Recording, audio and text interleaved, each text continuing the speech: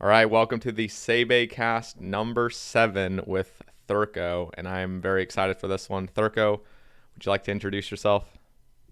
Yeah, hi, I'm Thurco. I'm a PVM pet hunter. Maxed total 2.3 bill XP and then 31 pets out of 47 so far. Very nice. Okay, very short and sweet. I like it. So, There's not much to know about me. yeah, well, I'm assuming most people watching this probably already know they know of you at least. I'm assuming. How long have you been streaming for? Yeah, I mean probably because I've been streaming. I think coming up on 4 or 5 years now. I think I started off really slow, sort of just streaming to 10 people doing fire making, if I remember right, which is fun. The dream. So I think yeah, because you guys like your community's a lot of high level community people, isn't it? So they might have heard of me, maybe. Yeah, I think most people. I know I've rated you like a couple times at least, so I'm pretty sure Yeah. most of my viewers know who you are. But um, okay, so couple questions on my end because I want to get to know you a little bit more because I know of like again like we never like I. Here's the thing about me is like I didn't play old school when it first was released, and I'm Right. assuming you did. Did you play on release on old Yeah, school? I was there day of release, pretty much. Yeah, Was it amazing? it was really fun actually. The community was obviously a lot different. Oh, and smaller. Smaller, well, yeah, actually, because it died off really quickly from what I can remember, but then slowly started gaining again. But the high level community in general was just so different back then. Oh yeah. Okay, so what when did you first start playing RuneScape, like childhood, and Ooh. then what made you, I guess, love the game so much? Those are my questions. Um, 2005, I think. From what I can remember, I vividly remember being in my mate's bedroom and his mate had a membership and was just making arrow shafts in Edgeville. And for some reason, it blew my mind because I was free to play at the time. So around there, played all through pretty much until when the wilderness went, I think, and then came back in like I don't know 2009 ish, I think. So playing pretty solidly since then. What Okay. made me love it? I don't really know. Like as a kid, everyone was PKing, weren't they? S- Um, Yeah, yeah, yeah, old for sure. old school. It was I wanted to max. I basically started playing the game day one. I wanted to max. It took me ages, but I'm not really sure why. Just nostalgia, I guess. So Same as everyone. when EOC happened again, so short little history. Some of you know this, but I played in 2004 to 2007, and then I quit for 8 years, like a full 8 years from 2007 to 2015. I just did not care about the game. Never logged in, and I just at that time I was playing like Guitar Hero and other normie games and stuff. But what was like the vibe around like 2012ish, 2013 when like EOC came out? Like I don't even really know the time, like the actual dates of when that was all happening, but like was it kind of like a thing where the whole community was basically ready to go onto old school, or was it still like I still want to play RS3 kind of, but there was a few people that wanted to go to old school? Like Um, what was the vibe around then? it was kind of strange because so EOC had like a beta for quite a while, but no one really tried it. So I think it was actually quite a surprise when EOC hit and everyone pretty much unanimously hated it from what I can remember. And loads of people quit. Private servers just boomed. And then yeah, as soon as that, I can't remember his name. Is it? No, I can't remember the guy's name who came out of a poll. Um, and it was just so popular. Like everyone was fully behind it. And I think a lot of that happened because everyone hated EOC so much that there was a private server called 2006 Scape that it hadn't even came out yet, and it had something like 60,000 signups. Damn. Absolutely mental. So Jagex kind of just had to take note of that. But Yeah. yeah, I know everyone hated EOC pretty much. Crazy. Yeah, so we're all super glad when '07 came back, obviously. So what was the like inspire or did somebody inspire you to start streaming? And like why did you start streaming and why like were you already kind of part of the community at that point, sort of like in clans and stuff and people knew who you were and then they started getting you into streaming, or like what really pushed you to become like a content creator? Nah. I was super unknown when I started streaming. I was in SKSC, which is sort of like a mid to high level skilling clan. Don't know if you've heard of it, but No. even in that clan, I wasn't exactly known. But it was Jace. I hope he doesn't watch this. He doesn't need the ego boost, mate. But No, it he was watches definitely them. Jace. He watches them. Oh, great. Hey, Jace. Yeah, he definitely inspired me to start streaming because he was That's awesome. skilling at the time, and he was probably the only streamer skilling from what I can remember. Automelogy was still around at that time as well. But yeah, his streams definitely helped. That's cool. I remember like I'm trying to think like 2015 or it's either 2015 or 2016. I just remember like Rig started streaming, Zulu started streaming, Hey Jay started streaming. I just felt like it was just like this boom all of a sudden of like all these kind of like top page people started playing randomly. It was at least that's how it felt for me, but I don't know how it actually went. It's just kind of like my nostalgia. That's how I look at it. I think just around that time, a lot of people in general started, right? Because I can't even think who was really streaming before that, apart from like Boti, Curtis, Foe, Yeah. all the real OGs. Jace, and then Zulu started as well. I kind of think if any of the top pages started around that time. Probably not. I remember the first person I ever watched on Twitch was Randalicious. Literally. Oh, how did I forget? Yeah, literally the first. Well, I don't know how long ago he had been streaming. I just remember that he wasn't part of that big clump in my eyes. But, yeah, the first RuneScape stream I ever clicked on was Randalicious, and he was, I'm trying to think of what he was doing. I just remember he was like almost at 2 bill XP or something, or like not even almost. He was like 1.5 ish bill or something, and he was ranked 2. I'm like, God damn.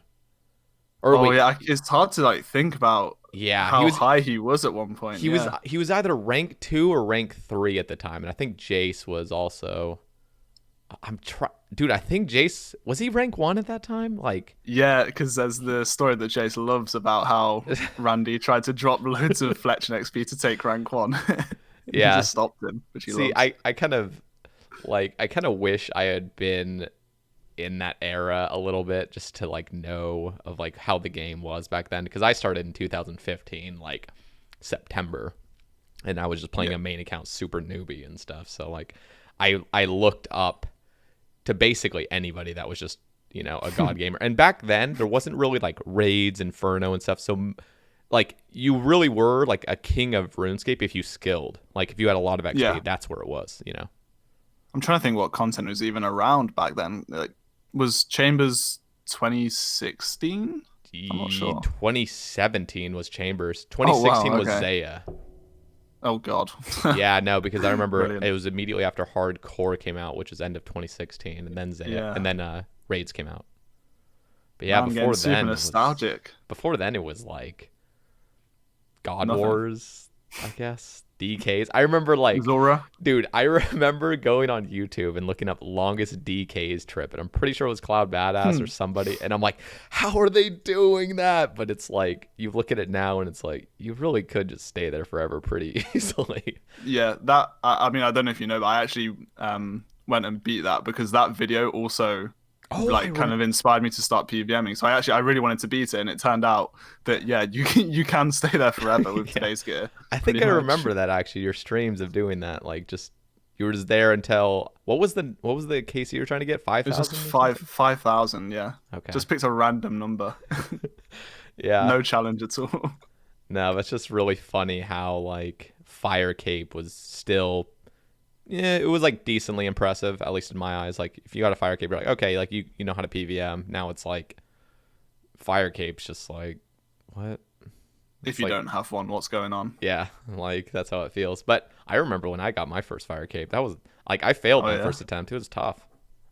So you said you started off on a main account, right? Yeah. And then you were watching Randalicious. Like, I feel like that's a bit strange for someone to start playing and then not watching Randy. That's not strange. No, throwing shade. Yeah. So like to immediately go and start skilling the second that they come back to the game, if that makes sense. Yeah. No. So like I came back in 2015. I was definitely not a skiller, but it still intrigued me. But I was so like busy with school, and I was doing like sales on the side, and I was doing like other things, and I was just not a gamer at the time. Like I really wasn't. I was more normie at that time, and but like it's not like I just watch Randalicious all the time. I just remember his stream in particular. He was probably one of the first RuneScape streams I followed, and then I just click on it whenever he was live. But like when I played, it was the bossing and stuff was KBD, and like KBD was like that was cool. And I had a friend on my friends list, and I'd be like, hey, you want to go do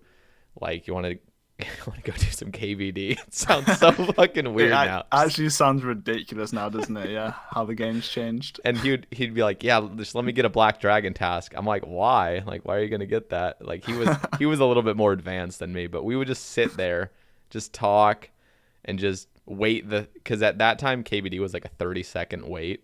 Yeah, we would kill it in like 15 seconds and just wait there for 30 seconds and just talk. And like the U-log drops were amazing. Just like funny how it, that exact situation happened with me because I had an IRL mate who I used to play with back in the day, and back then the peak of content that we could do was KBD. So he came to old school and it was like, hey, I'm like 80 combat of a rune crossbow, let's go KBD. And for some reason, I had it in my head that he was maxed, so I rocked up with like the full Armadillo T-bow. Oh my god! And he was just on Skype or on Discord saying like, "What even is that?" So bad. So confused. Bless him. Yeah. Good times though. Good times. But all right. So nice little intro. So listen, guys. I put out a tweet, and Thurco put out a tweet. My tweet got like 2 fucking memes. One of them was just a bread roll, and then the only real like question was from Box Terrier. So like, come on, guys, like we gotta get more topics. But Thurco got a lot, so I'm just looking at his tweet right now. And the first thing I want to start off with is actually Box Terrier, who asks, how has the HLC changed over the years? And I guess we can just start with like 2013. How, in your eyes, Thurco, has the HLC changed over the years? Ooh, I mean, first of all, for the guy who asked, it's a cob, not a bread roll. But 2013. Ooh. So I mean, around then, I was in the clan chat of Hexus because it was actually an open clan chat back then, but I wasn't high level enough. I was in college at the time, so I didn't really play too much. But like integrity was key, which is kind of funny when you see how much it's changed. But the big one that like sort of stands out is you could do Guthan's 6-hour in Nightmare Zone, but it got you kicked from the biggest and like the only real skilling clan at the time if you did it, because they considered it to be close to cheating. But nowadays it's like you have to, if it's within the rules, and sometimes even if it's not within the rules but you don't get banned for it, it's fine. But back then, no chance. Interesting, because I remember sorry, go on. I remember watching some videos, trying to think.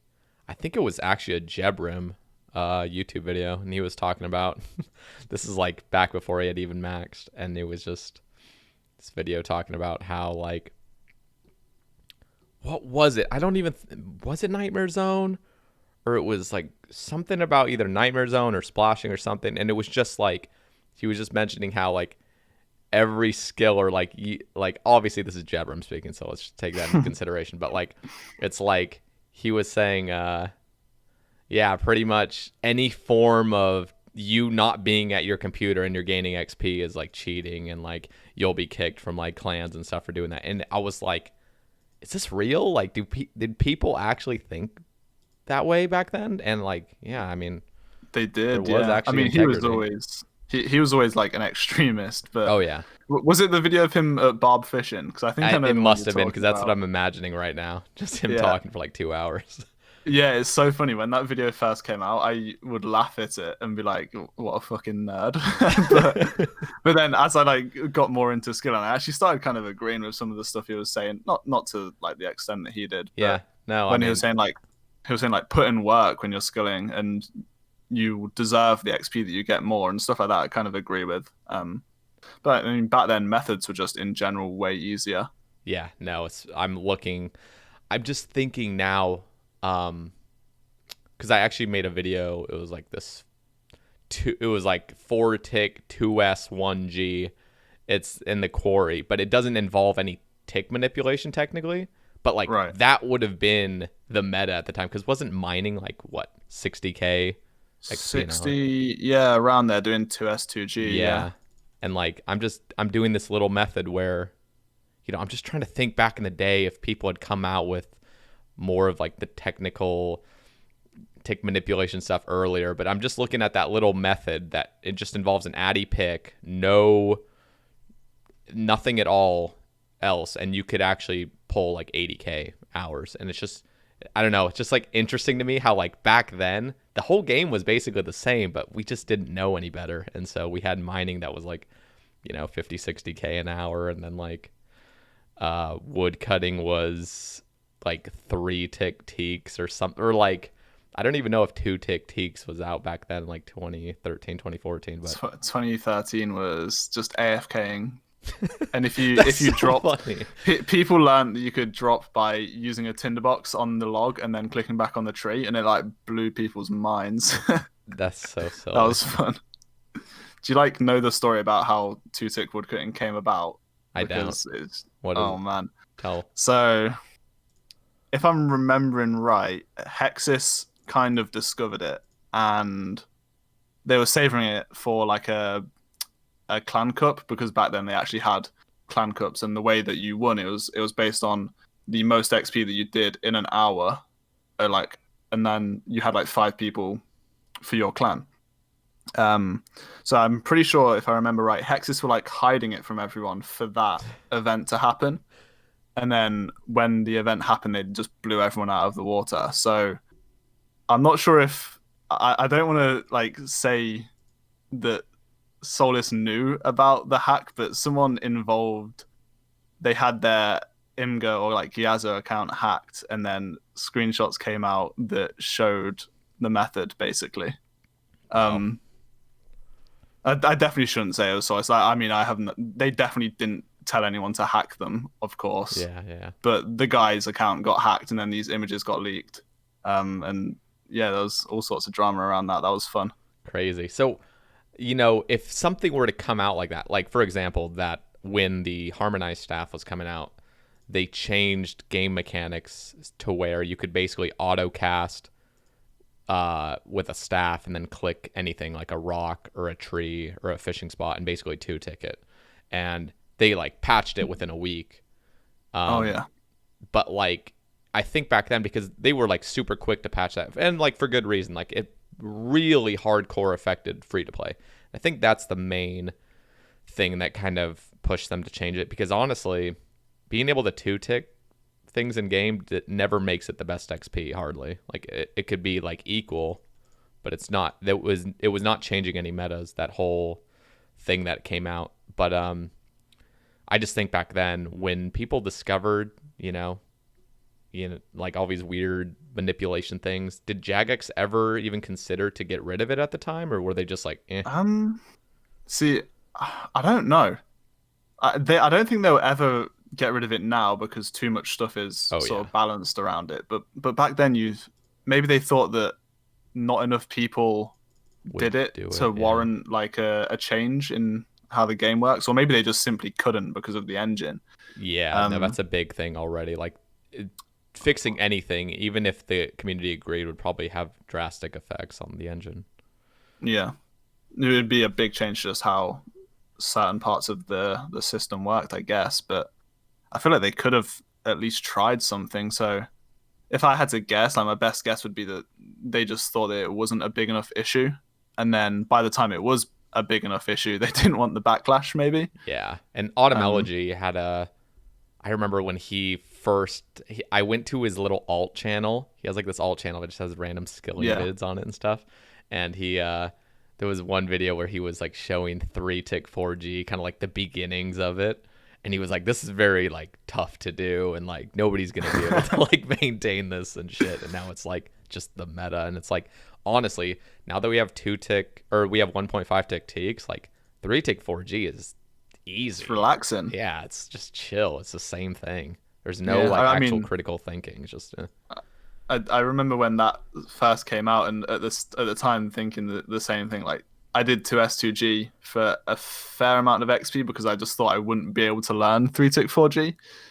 But when you think like now, it is just a reclined method. And then I remember when people started playing alts with it, and it was kind of mind blowing. And then now people are doing like 3 service accounts and 3-tick 4G at the same time, which is crazy. wild.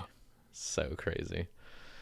Yeah. So that actually, I don't know if it was a topic or not, but I mean, we'll just go into this super controversial. What do you think of services? Ooh. Just as a general I'm thing? like really torn. Like, on the one hand, like level 50 Ironman paying for someone to do quests for them doesn't affect me in any way, so I'm not too bothered. But I think it should definitely be against the rules. It's just really strange to me that it's kind of against the rules, but it's not enforced, so people do it anyway. It just needs to be a clear line. It's okay or it's not okay, and whichever way they decide, I'd be fine with, to be honest. But it gets murky when it's people that are like in the top 100 buying services, which has happened before a few times. And there's no repercussions for those people, which is a bit wild. Because like, where do you draw the line? Do you just say, oh, only the people that are prospects for top 25 are considered going for ranks, or do you consider it up to, top 1,000, or do you just say anybody before max is not technically going for ranks? Like, what do you consider going for ranks? That's the whole arbitrary line where it's like, oh, you can account share as long as you're not competing. Like, where is the line? How do you define that? Yeah. And there's also the fact with that people could have account shared in the past and then started competing when they're not, which has also happened in the HLC. Yep. So it's just super murky, and I would love some more clarification. Even when it was blowing up on Reddit and there was some sort of news post made, it was always just, we're looking into it, which doesn't really help anyone. Yeah. No, it's, for me personally, I'm just against account sharing. I don't want to like force people to play in a certain way and do that kind of stuff, but like I'm not one of those people that's just like, I don't do this, so you guys can't do this, But I seriously think RuneScape is a game where, people always bring up the argument, it's just a game, like, calm down, let me do what I want, it's just a game. It's like, god damn it, is that how you're gonna go through your whole life? Just something's not the biggest thing of importance, and so you're just going to treat it like shit. Kind of like, you should really care about things that you do, even if it's as simple as a game. Like, why not have a little bit of passion for something that you do, that you spend time on? Like, that argument blows my mind every time when people who have sunk like thousands and thousands of hours into something, and then they'll say, but it's just a game. Yeah. It's like, yeah, it's an extremely important part of your life. Yeah. No, I have a lot of passion for this game, and I know some things are just completely out of my control, and some things that I'm almost certain will never really change. But like, the things that we can change, and I kind of want to already get into this other thing because everyone already knows my opinion on services. Although I will say, if they do, I mean, I would love it if just account sharing in general was bannable. Like, if you play on somebody else's account, that should not be that should not be allowed. But if it were to be allowed, which I have no control over, then I think Infernal Cape buying should be allowed, because what is literally the difference between using somebody like a YouTuber using somebody else's account that has an Infernal Cape and maxed, using it all the time, so it's basically their own account, but they can just qualify it as, I'm just account sharing. I didn't get this cape, like. Yeah. That's just another like really grey area. Yeah. And also, Infernal Cape being against the rules, like buying one, it's not really stopped anything anyway. Yeah. Because either Parsec exists, or people will have you make the account and then 5 months later they'll get the cape for you. Like, there's Exactly. all sorts of ways around it. Yeah. About the account sharing, what do you think about like sharing alts? Is that a big no go as well? Or Well, here's the thing. I do play Iron Man mode, so a lot of the okay, main, it's just I haven't thought about it enough to like, because I still do care about the main game. It's not like I just care about Iron Man mode integrity only, but like, I don't know, because technically alts are totally fair game and they have been for a while, and everybody just kind of agreed that they're okay with alts. And I feel like most people are actually happy that alting is a thing in the main game. Whereas Iron Man, it's just kind of this thing that started leaking into Iron Man, and now it's just there. But a lot of Iron Men don't use alts, and it's like Iron Man's where it really becomes an integrity issue because the game was literally made to be solo, and the main game yeah. was never marketed as a solo game mode. So I don't know. That's another one like with Iron Man alts where it's like just another gray area that they really Yeah. need to define because so my logic with Iron Man alts is when I played my hardcore, it was if it's within the rules, I'm gonna do it. Um, but the second that Iron Man alting became not against the rules, I would stop. But they've never, for years now, punished Iron Man alting at all, or even said that it's against the rules. And I think if they just came out and said like you can't lure Slayer monsters or you can't do like any of the alt methods, so much of it would go away. Because I think a lot of people sort of go on the same principle that I did that it's not against the rules technically, so it's fine. Yeah, and if you're gonna compete or you want to get things done fast, and you're not gonna get banned for it, like why not? And Yeah, why wouldn't you? I would love to see like a poll of just people that alt on an Iron Man for any reason, like Corp or Slayer or anything, is the reason because most people, if I were to talk to them and they have done it for a while, most people would say this is more fun than, doing it by yourself. Even if everyone is on a level playing field, it's just more enjoyable, which I can totally understand how that would be more enjoyable, sitting there on your iron, just camping one spot, never like having somebody else like lure them and stuff and getting like a way better XP rate. I feel like most of that comes from you're getting things done faster, the XP Yeah, rate's better, and that's what's actually really making it more fun. It's just you're just being more efficient. I don't know if I probably agree also that the method itself is probably more fun if you like, using other accounts. But it's I kind think of like, definitely just playing more accounts is fun for some people, just in general. Yeah, yeah. And so I just think, okay, so it is an Iron Man mode. Like if it was taken away, I think most Iron Men could agree. Okay, like that's fair. I'm just saying, like in this like alternate reality I'm talking of. It's like let's just say it's now bannable. Nobody can use alts. Most Iron Men would be like, okay, we're all on a level playing field once again. It sucks because people that abuse it, I didn't abuse it, but other people did in the past. But as long as okay, right now we're on a level playing field. I feel like most Iron Men would actually be okay because the reason they're so like I need to alt is because they're probably competitive, and if they see anybody else doing it, it's like, why am I not doing this? And it's kind of the same way I feel toward like Nightmare. Like people are 1+1ing Nightmare. I don't. It's not like I'm competing with anybody, but the fact that like I could be getting faster kills over and over and over, like just probably people say it's literally like basically easier because it's just less time at Nightmare. It's yeah, of course. just How would you actually fix that? Like the 1+1, especially. Like, well, can you even fix that? I already put in like the Q&A tweet thing that they came out with yesterday. I was talking about in my ramble yesterday as well, just about they should really just bring back the Iron Man portal. I think that's just the best way to go about it because although it doesn't fully solve the issue, it would require an Iron Man with tank gear and potions and food and other things to be able to successfully 1+1. It would take like a full on like Iron Man, like ready to tank Nightmare for you, which again, it doesn't totally get rid of the issue, but it's at least a lot tougher to have an Iron Man like ready to go because it's unlike an Iron Man corpse specking alt where the literal alt doesn't need any supplies besides maybe a super attack or something.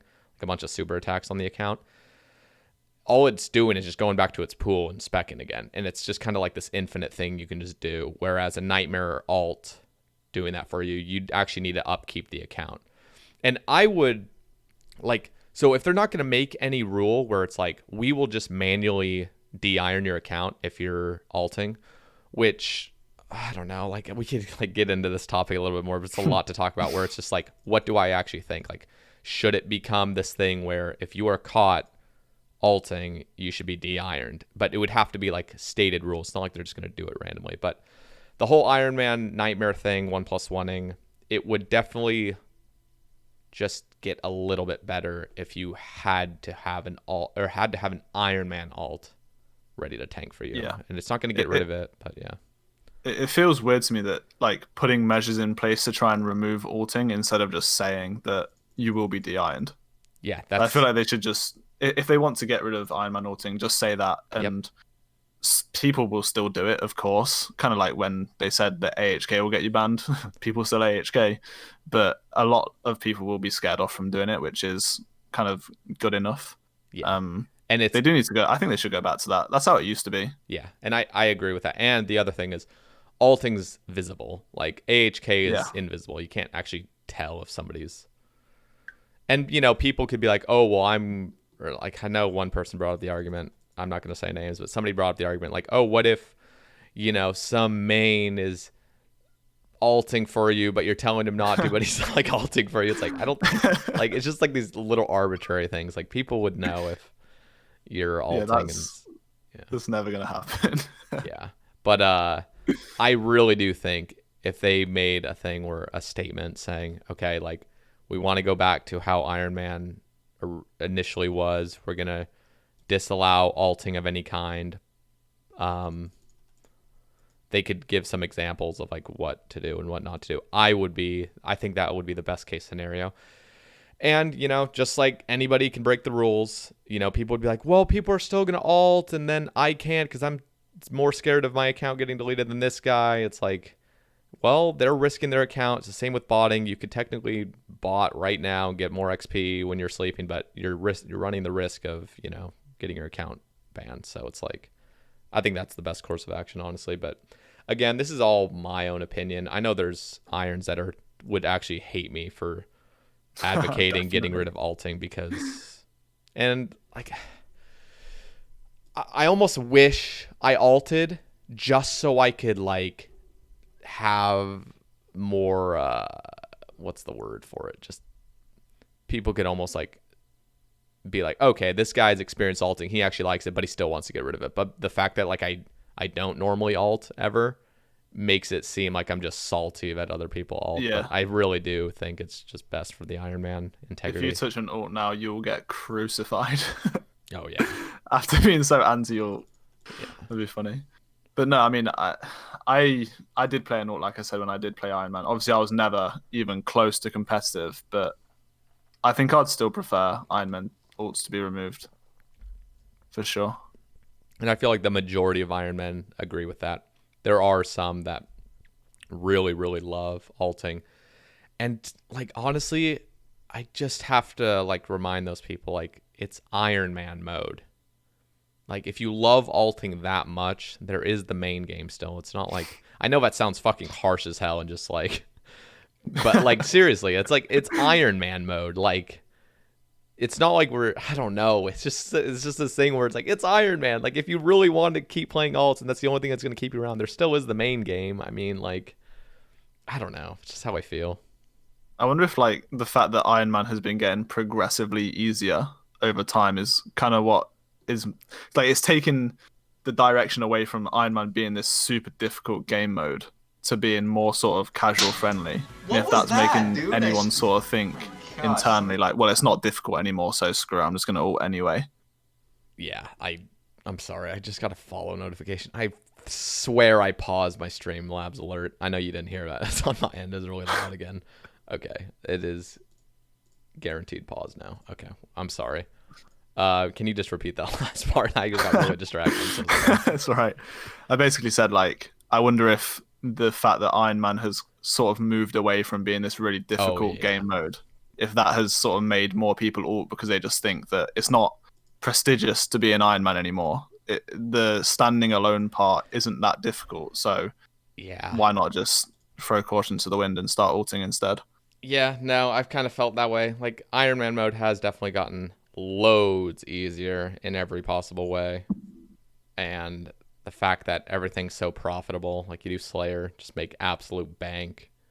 You do any sort of PVM, you just basically don't even need to skill, honestly. Like if you do enough like raids, like you'll never need to just do an herb run. Like you really don't. You can just literally fund yourself off of like raids, herbs, and like do any other little bossing. You can get stuff you need for your iron at a certain point. Like obviously you're not gonna be able to get like 200 mils, but yeah, and that's like so different from when it came out. oh yeah, 200 mil was unfathomable. Like the amount when it first came out, you had to get pure essence through wyverns, and that wasn't even as fast as just manually mining the pure essence. It was more macro efficient to do that because you're getting prayer as well. But it's like literally, if you wanted to just train rune crafting, you had to go get some pouches, go to the essence mine, like teleport to Aubrey, and like go mine your pure essence, and like that was how you were gonna fund 200 mil rune crafting. Like, yeah, that's never happened. Jesus Christ, that would have been that mode though. I'm not gonna lie, that is like so appealing to me. Of like where the actual source of resources is the most efficient by actually going to the source. Or I butchered saying that, but if you're trying to look for an actual resource, like if you wanted U logs or if you wanted magic logs or if you wanted anything, the most efficient way would be to go to the source. I feel like if we brought skilling back to that point where it's like you want, and this is for like Iron Man, I'm thinking, but like the fact that every single boss can just give you everything, like it's just like sad in a way that like traditional skilling is almost obsolete in a way. I love what they did with day alt. I think day alt's a great. Is that like macro efficient to do on an Ironman? Day alt is actually over efficient, I'm pretty sure. Oh, okay. But you have to 1.5 ticket to make it actually. Oh, right. Yeah. So I know a lot of people sort of use that as their like mobile skill, right? Yeah, and it's like it has to be like 0.7 or 0.6, just mining that AFK on your phone, I'm pretty sure, because if you do ZMI or lavas with it, it's like crazy good. It's just like, I think EHP for iron rune crafting is like 55k. That's like doing souls. But if you did 1.5 tick day alt and then did like ZMI with it, I'm pretty sure it's like 63k. Right. I would love that. ZMI is like my favorite rune crafting method ever. So it's pretty chill. Sign me up. Yeah. Now, and the other thing is like you can even like you could just AFK it and just do that as your phone thing, which I personally recommend any Ironman that's looking for an AFK skill do day alt instead of like redwoods or something. That's what I would recommend for irons. But you can even like, if you don't like 1.5 tick or it's like hurting your wrist, but you still want to be semi-efficient, you can still do the 2 tick method with an Addy pickaxe. Super chill. And you get a lot of day alt per hour.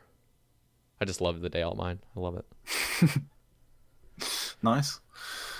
Good update then, finally. Yeah, no, I just love it. But, okay, so Thurco, you got some topics that you got from like some of your people. Would you like to kind of move on to like one of the topics you'd be interested in?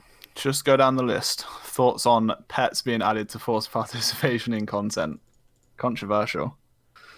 That yeah, you can go. You can start with that. Yeah, I mean, I think it's pretty obvious with Soul Wars.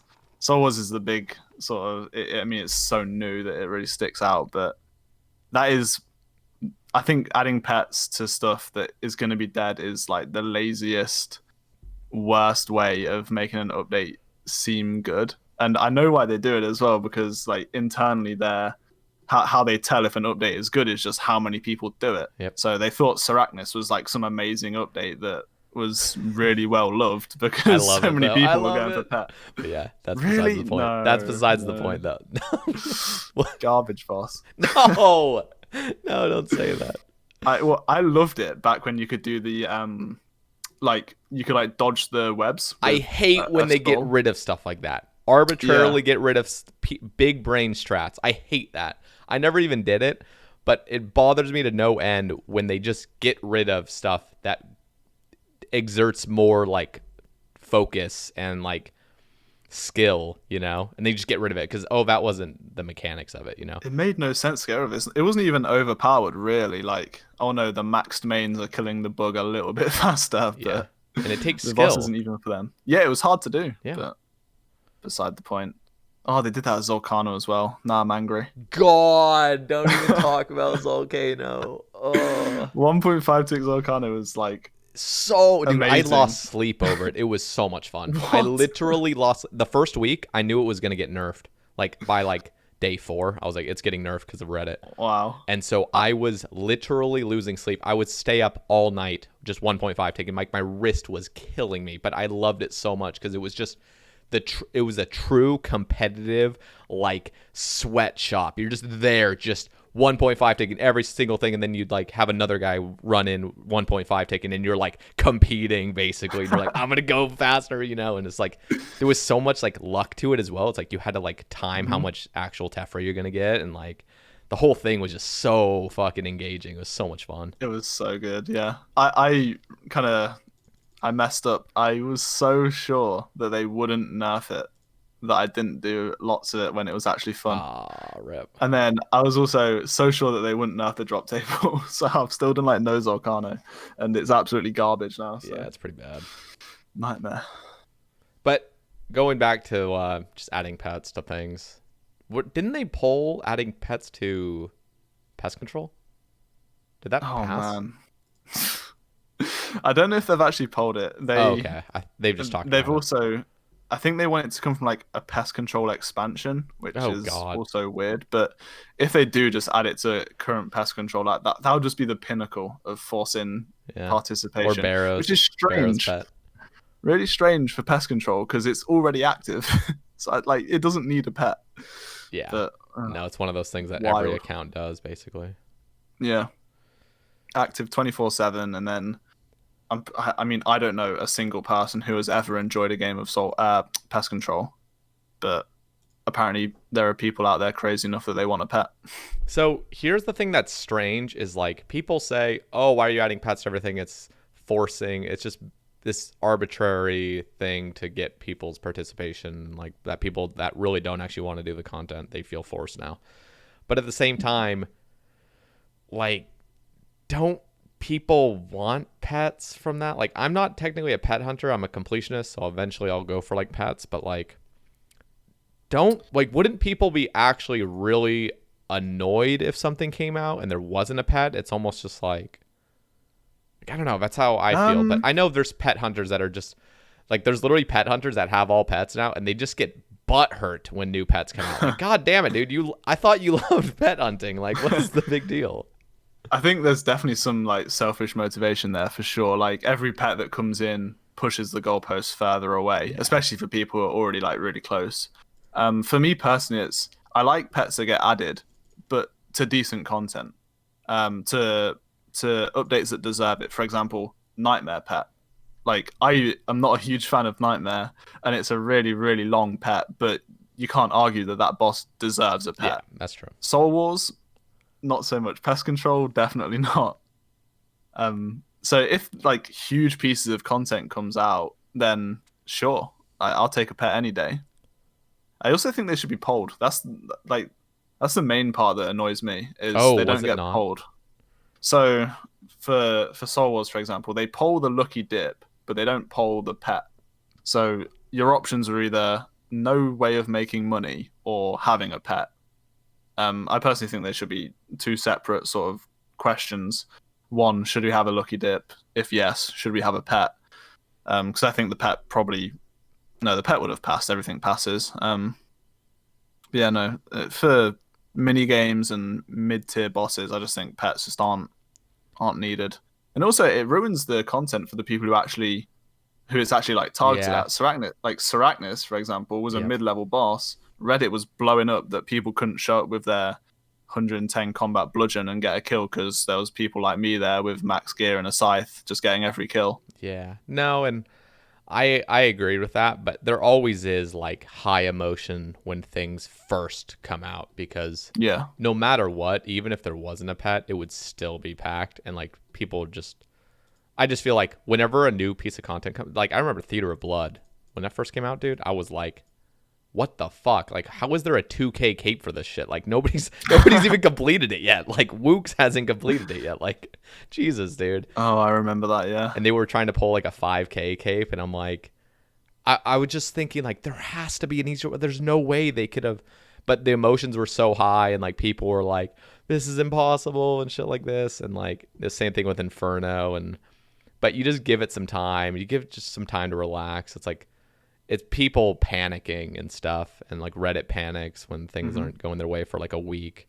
Can But you like, remember challenge mode release and the 2K cape there? And I think it's a 2K cape. yeah, it's a 2K. It's for The completionists lost their minds. It was so funny. As a non-completionist player, it was really funny to sit back and watch some of the meltdowns. But now, like they all of the top completionists have it, and it's just one of the grinds that you yeah. do. But at the time, Yeah, it's madness. always emotions are high when things come out and things are new, and like I've just accepted it at this point where it's just like I get really anxious as well when new updates come out. I get extremely anxious. I don't know why.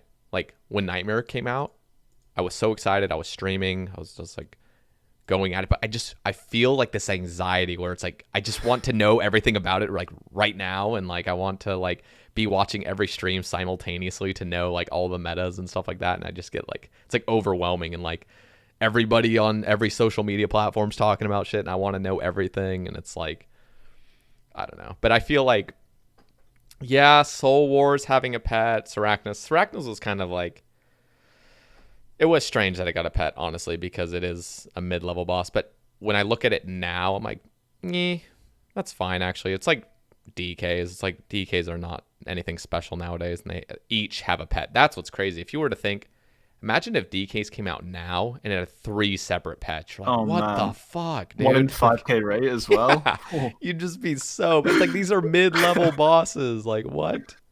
Yeah, I guess when you put it like that, and also like Mole having a pet, Yeah. I guess it does fit. I probably was just at the time just mad. I really didn't want Sarachnis to have a pet, and then from what I can remember, I don't think it was even talked about too much. It was kind of just slipped in, Yeah. They end up just which is also a putting a bit pet in there. sneaky. But oh well. I haven't even done Soul Wars, so I don't know like how the content even is. I'm glad you're still excited about updates, though. That's refreshing. Oh yeah, no, I don't know why I can't get excited about updates when all of the big updates recently have had something wrong with them. So it's been a while since I've been truly hyped for an update, to be honest. I mean, don't get me wrong. It's depressing. I was disappointed as hell in Nightmare. It was I only did it for a day and I just quit. I was just like, nope, Yeah. never doing this again. But the first day, just the anticipation and the excitement of like I don't know. I didn't think the drop rates were going to be. I don't think anybody was expecting the drop rates to be outrageous as they are. No. I was thinking, okay, so we were doing like 5 mans and we did 50 of them. And initially, I still remember to this day, like just thinking, okay, like we're probably going to see a few items at least. They're probably not going to go to me, but we'll see a few. No, we just didn't see anything. And I was just thinking at that time, okay, so we've done, like we did a few masses as well, didn't see anything, but we mainly did like 5 mans. And I'm like, okay, like we've done 55 mans, nobody's seen anything. So it's at least 250 in solos to even see something. Like I was fucking panicking. And then people started coming out with like, their own little statistics on Nightmare completion, and at the beginning it was like a 6,000, 7,000 hour grind to complete it. I was like, what the fuck? Have the drop rates been made more common, or is it still Yeah, they that have. 6,000 hours? Okay. They were changed in the like the 2 weeks following. All I can remember about Nightmare is like the actual release day is I was at work and I was just getting like dinged constantly with just this boss sucks. And So you're by like, the time I okay, got that's good. home, it was like, okay, should I even bother? Yeah. Nah. I just find it funny that I still see people doing like Mass World Nightmares. I'm like, you guys literally are playing this content in ignorance. You have no idea what you've just gotten yourself into. You have no idea what the drop rates are. It's like people that just like get lottery tickets or something, just like get scratch tickets, and they just expect to win, like Mega Millions or whatever the hell. It's like, you don't know the odds of this. Like, you're not going to get something right now. I'm just telling you, masses are like the worst. They've even updated them to make them a little bit better, but like, I'm trying to think of what the number was. If you were to do an 80-man mass, if you go into an 80-man mass, it was like a 1 in 75,000. You would have to do Oh my God. 75,000 to get a mace. I'm not even kidding. If you're in an 80-man mass, Mental. it would take 75,000 to be on rate for a mace. If you went 4 times dry, you're fucking looking at 300,000 nightmares to get a mace in your name. It's like, Jesus Christ, dude. Like, who made these? Who scaled this? Who needs to get fired? Like, who? Like seriously, it's so bad. But I don't know how they came up with those rates. I really don't. I don't know. They want things to be like I swear they just focus on what in their mind they want it to be. So like a 5-man, that's what they were always aiming for. Even before it was released, they were like, we want it to be aimed at 5 men. But like, you would still think, okay, 80-man's got to be at least somewhat decent. But no, it's just out of control, horrible, just out of control. I think it's really weird how Nightmare sort of scales based on the amount of people in there, like the drop rates and stuff, especially for the pet. I don't really get that.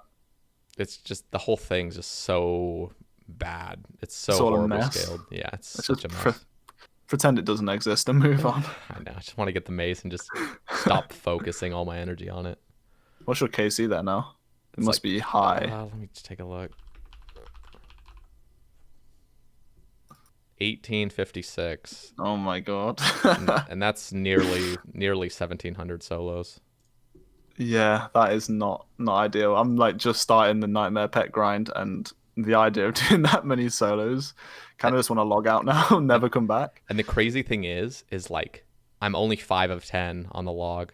Oh my God. I've not even halfway completed it, because I've only gotten basically the 5 easiest things to get, basically. And surely it's like a massive supply drain, right? Because you don't really get my gosh, anything back. Dude. Sorry, am I triggering PTSD here or something? Since February, you might have seen my tweet, but I've spent, since up to now, I've spent over, like, I've bought over 1.7 million blood runes for my scythe. Oh my God. And I buy them at like 500, 550 each-ish. It's bad. Yeah, not ideal. Yeah, it's bad. I was about to just really annoy you by saying, why don't you just use mace instead of scythe to save cost? But then just before I said, I was like, wait, hold on. No, and that's the thing. Like, you really could use just a bludgeon, like, especially if I were to like be using an alt to 1+1, like, easily, you can easily use a bludgeon. In fact, the whole 1+1 bothers me so much, because it's just like, you really can get a pretty basic Ironman account to go out in there and get, 13, 14-minute solos just by doing 1+1ing. Even if you didn't have any nightmare gear whatsoever, just use a trident and a bludgeon. Yeah, it just bothers me. But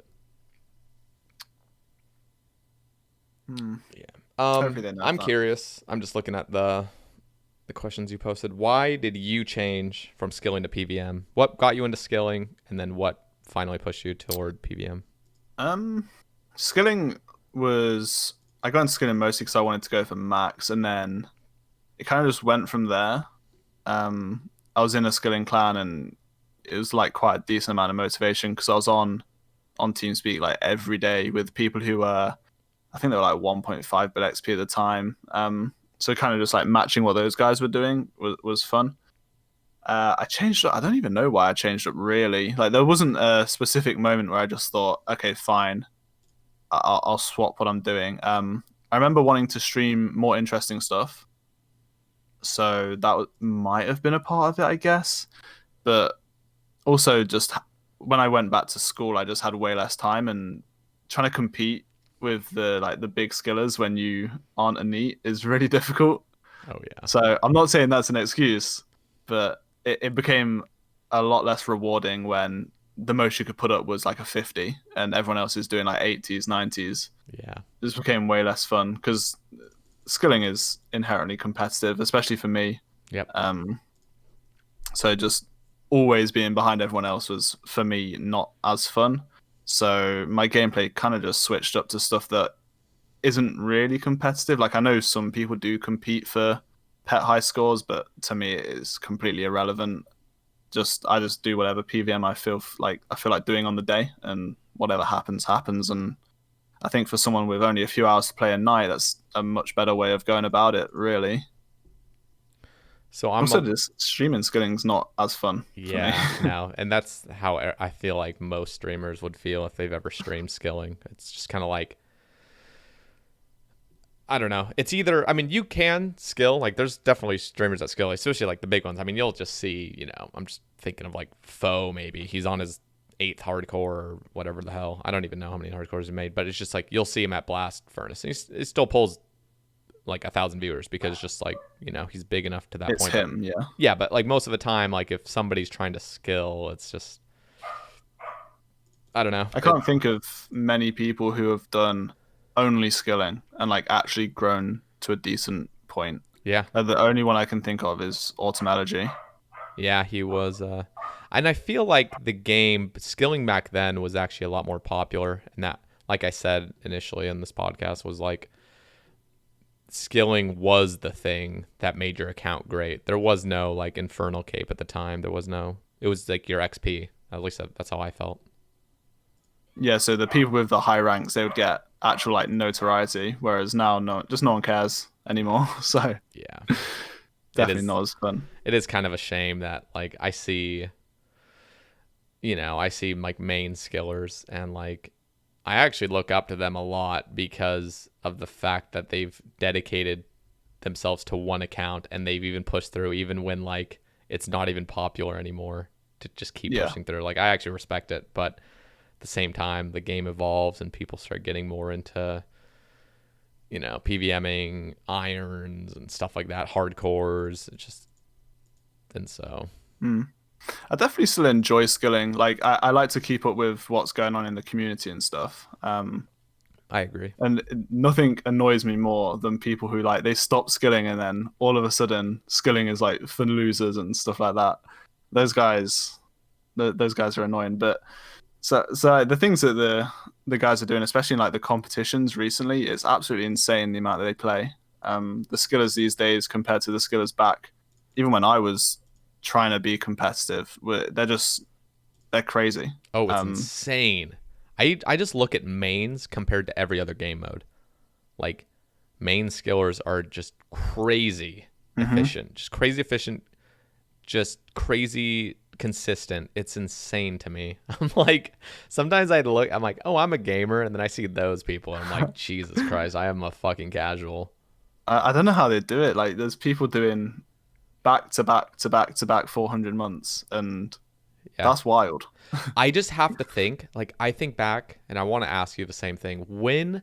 At what point in the game were you the most motivated to ever play, where you just wake up every morning and you're like, God damn, let's just get on the computer and just start playing? Like for me, it was literally when I was my first hardcore and I was kind of competing in a way. I didn't know what I was doing. I didn't even know how to like tick manipulate properly, but like that was the time where I would set alarms to like wake up, play a lot, and I would compete for like ranks basically. And it was so much fun. It was pretty casual based because it was on the hardcore game mode, which isn't even that competitive in the first place. But like I don't know. And I really do wonder if that account hadn't been banned, and if I wasn't as busy because I was in school and stuff, if I would have actually gotten to that point where I could just pull like big hour months and stuff like that. I don't know. Yeah, who knows? For me, probably Fantasy EHP Season 3 was probably the most fun I've had doing a lot of video gaming. Because like that team that I was on, it was just, I don't know, it was just so fun. We were all putting like huge weeks. And I don't think I've ever, no, I've not even came close to topping the hours I did in that competition. I think I set my PB week in that, which was at the time the rank one Smithing week. It's been absolutely obliterated since, of course. But yeah, I think just there's something about skilling competitions that really, like, that was the most fun I had while skilling, for sure. Recently, like more recently, I think there was a time on my hardcore maybe like 2 months ago now when I was really pushing to get towards like Dragon Slayer 2, Vorkath, stuff like that, and just like absolutely pumped to play every single day and to make progress. But then obviously that all came crashing down real quick. But we don't talk about that. But yeah, like just having that motivation is really nice, like really, really fun. I'm kind of getting it back now on the main, but yeah, I don't think it'll ever hit those levels again, really, that's which how is unfortunate. I kind of feel that way, where I really do think, like, what will there ever be a time where I'm as motivated as I was back then, where the game, the thing I don't, the reason I don't think I'll ever get to that point is because back then when I made my first hardcore, I didn't even know anything about the game, hardly. Like, I did, but I knew about KBD. Like, there was things like God Wars I had never been to in my life, and I'm just, the whole game was so magical and like mysterious. Like, I didn't know anything, and so being an Ironman through that was just like incredible. It was just so much fun, and I just felt like I was learning things every single day, and I literally would just have the wiki open 24/7, like learning about the game and like little things I could do to skill, and like so much fun. Yeah, constantly doing new things, and then there's always something new on the horizon that you can work towards. That's the best way to play the game. I would learn Just a shame, bosses. Like I remember Abyssal Sire, I had to look up Zulu's guide. This back in like oh, man. 2017. I'm like looking up guides. I'm like, how do I kill? Where is Sire? Like, what is this madness? And it's just so much fun. Yeah, that's definitely like the best when you're at that period of the game where you're a high enough level to do stuff, but you've not done it 1,000 times yet. I'm like, I'm like envious of people that make new Iron Man and like get to experience the whole game again. It's like watching a movie, a great movie, but like erasing your memory for it so you can just enjoy it again. Yeah. I don't know how people remake constantly though. Oh, like, it's gotta be a one and done thing, or like a one and then a huge break and then again. But I can't, dude. I just think like, would you do this if you were? Oh, well, I know people do it that aren't content creators, but most of it kind of relates to being a content creator and remaking. But it's like, how do you do that? It's so painful to like go through all the quests again and like low level Winter Todd and shit. Ugh. Don't get me started on quests. No, like so many people have asked me like, am I remaking my hardcore that DC'd? And then when I say no, they're like, why not? Oh like, my gosh. Have you seen the early game? No one enjoys the early game. If you do, I think you're lying to yourself. The thing that I'm curious of is like, why would people even want to watch that again? Like, that's where I'm coming from. It's like, why are there so many people that ask that? Like, do you actually want to watch that again? Don't you want to see like something new? Like, yeah, it's so strange. So strange. People say that a lot on Twitch. Like, I'd watch you do XYZ, but then when it actually comes to it, you're watching someone do like Doric's quest for the 18th time. Yep. It's not that fun. Yeah. It is crazy though, but I really wonder what would have happened if hardcore had never come out, because I think hardcore was actually a big kind of push for like, there's so many Iron Men nowadays, and I think hardcore was that big like jump of how many Iron Men actually are playing now, because I didn't feel like many people were Iron Men before hardcore came out, and then hardcore came out, and then everyone thought just the mode was like badass, and then as soon as they died, like, oh, I'll just play an Iron Man. But like, I'm sorry, I just got interrupted. No, you're good. I missed the last 30 seconds of that. You're good. No, I was just talking about basically like how Iron Man mode is just actually really big now, and like how hardcore was a big thing that made, what am I trying to say? I'm like not even like wording this properly, but hardcore Iron Man was a big reason why there's so many Iron Men nowadays. Yeah, because it made the whole thing fresh again. Yeah. for so many different people. And I think there's probably people who wouldn't have tried Ironman who then did because of like the challenge of hardcore. Because that was me. I don't really enjoy normal Ironman, but I definitely tried it because of hardcore. And there's probably thousands of people exactly like that as well. Yeah, no. When I died on this account, like, cause this account was a hardcore. When I died, oh gosh, it was just depressing. I was like, because I died at like 1,300 something total. I was just like, what do I do now? Because I feel like so attached to hardcore because I've played like 2 of them now, and it's just like, do I remake? And then I was like, I've never actually played an Ironman before, like a normal. But it took about 2 or 3 weeks of just kind of lazily going through normal Ironman where I started really appreciating just the simple normal Ironman mode where everything is unlocked. There is no restrictions. There's no death ruins everything. It's just, you just feel like constant progression, and I love it. Yeah. Like, I get why people do enjoy Ironman. I kind of wish I did, but for me, the whole fun was, it wasn't, oh, you just got your Zenites. It was, hey, I managed to get my Zenites like without dying. Like, Yeah. I've came this far, and that was what was fun to me. So as soon as I died, I was just over it. And I definitely feel that because I was in that exact same mindset at one point. So whenever anybody says that, I totally understand. It took me like I said, like 2 to 3 weeks to get out of that, where I almost had to like force myself to like Ironman, but eventually I liked it. No, yeah, I just love kept grinding through. Yeah. Would you ever make a new hardcore, or is it just one account from here? The only thing I would never remake an account. First of all, I just don't even like multi-logging. It just kind of feels like a chore at that point.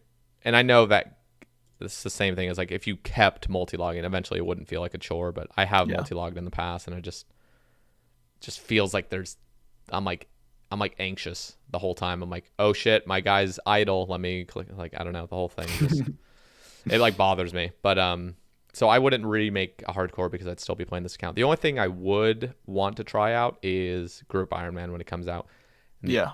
And I wouldn't even like, it would just be casual. It would just be like for fun, and then maybe I could kind of relive those fresh high scores and like, you know, have some fun with it for a bit. But I'm so dedicated and focused on this account, and I have so many long-term goals that I just can't ever play a different account.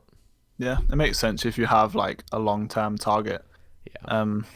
Speaking of Group Ironman, like, I don't know about you, but I really think it's kind of a content creator mode. I feel like it's gonna die really quickly. It's such a bad idea. I hope it doesn't, but I think it will. Group Ironman is such a bad idea. It's like just, you know what's funny is like, remember how big of a deal everybody on every Q&A was like, Group Ironman win, Group Ironman win. Then they finally announced it at RuneFest, and then everyone just kind of quieted down, be like, oh shit, like we're actually getting it. Yeah. Like it just wasn't a big deal anymore. And then people were, at least me in particular, I was thinking like, there are going to be so many issues with this mode. So many, like that we don't even think of yet. It's the big one is just what are you going to do if one person in your group quits? Or real world trades your shit. Yeah. Can't, because people were saying, oh, let's make it so that you can't, or things are locked to your account basically, so you can't drop them over. It's just like these arbitrary things to. So they have like a shared bank or something, but you can't drop items and have them spawn for other people. Okay. Yeah, something like that, where it's just everything's locked to your account. But then it gets to the point where, okay, so wildy content, the PKer gets nothing for it because every item's locked to your account. It's just like this weird thing where there is other issues related to just locking items to certain accounts. I don't know. There's going to be so much wrong with it. It's going to be mad. I can't wait. And imagine the Reddit posts, dude. There's going to be 20 Reddit posts every day on top page saying, somebody drop our T-Bow over, like ban this guy. Like, just like, you know, we need our T-Bow back. Like, we kicked him, but like there's going to be this mess. Yeah, so much drama. It definitely will be a good like publicity thing for Jagex for like content creators. Like, I think it would be actually a lot of exposure. Because I mean, I'm imagining there's going to be like a boaty sick nerd Curtis Oh yeah. probable like team, Oh yeah. and that one is going to pull huge viewers for a few weeks. Oh yeah. But then you think, what is the whole, like, one of the biggest flaws to this game mode is that everything is more efficient to just solo. Like, Yeah, you would rather have two people soloing God Wars than have two people in the same room duoing it. It's like, if you're good enough, solo is just always going to be the meta. You would rather have two people soloing chambers than to have two people in the same raid. That's like, what? Like, so if you're a good enough team, you're not even going to do anything together. Like, literally, exactly. you're not even going to team Nightmare. You're not going to team Corp, however, could potentially. Corp is like the only thing I think of that would actually be very nice on Group Iron, where you can all just go in there, all four of you or something, go in there and just kill it like how mains normally kill it. Yeah, the actual way you're meant to, instead of just turning it into a. But at the same time, it's still going to be more efficient for all of you to solo and each account have their own two alts that are specking down worlds. It's just the whole thing. The whole thing ends up being solo because it's just the most efficient for everything. I mean, I wonder how many people are going to play that as like a 1+3 almost to try and compete on the high scores and stuff. I'm almost tempted to just make my own little Group Ironman with myself and just have a little alt that feeds me. Have him be like the little skiller. Because that sounds really fun, kind of. And I could just, as much as I don't like multi-logging, it would be kind of cool just to have a little account that's just doing very simple tasks, not efficiently. Just, I don't know. Just sounds kind of nice. Little project. I think that's because I think Coxie's going to go for like the first group to all pets or something. So they're just going to have 3 people soloing random bosses and then just one guy going around and doing all of the skilling. you could have your own little minion getting all your resources. So it'd be fun. Your mini, your one-man kingdom of miscellanea, just doing stuff for you. The one thing I really want from Group Ironman is a shared POH. I would love it. That would be cool if they could somehow manage that. Have a shared POH. You go in there, you see your teammates in there, doing other things in the house, building it or whatever, and just going through their pools, and it's not instanced to yourself. I think that would be amazing. That would be so cool. That would be sweet. And you could share all your trophies. How like a group bank would work. Like, how are multiple people going to bank at the same time? Yeah, true. I don't know. Oh, you could duplicate items because you click the same item on one tick. And you just, that's what I was immediately thinking. Yeah, there's going to be so many problems. Yeah, who knows, honestly. The whole thing is just, it just feels like it's so far in the future, but still, to this day, it still feels like it's so far in the future. But who knows when it's coming out. Wasn't it meant to be 2020? I'm pretty sure it was meant to be like winter 2017 or some bullshit. Oh, God. Yeah.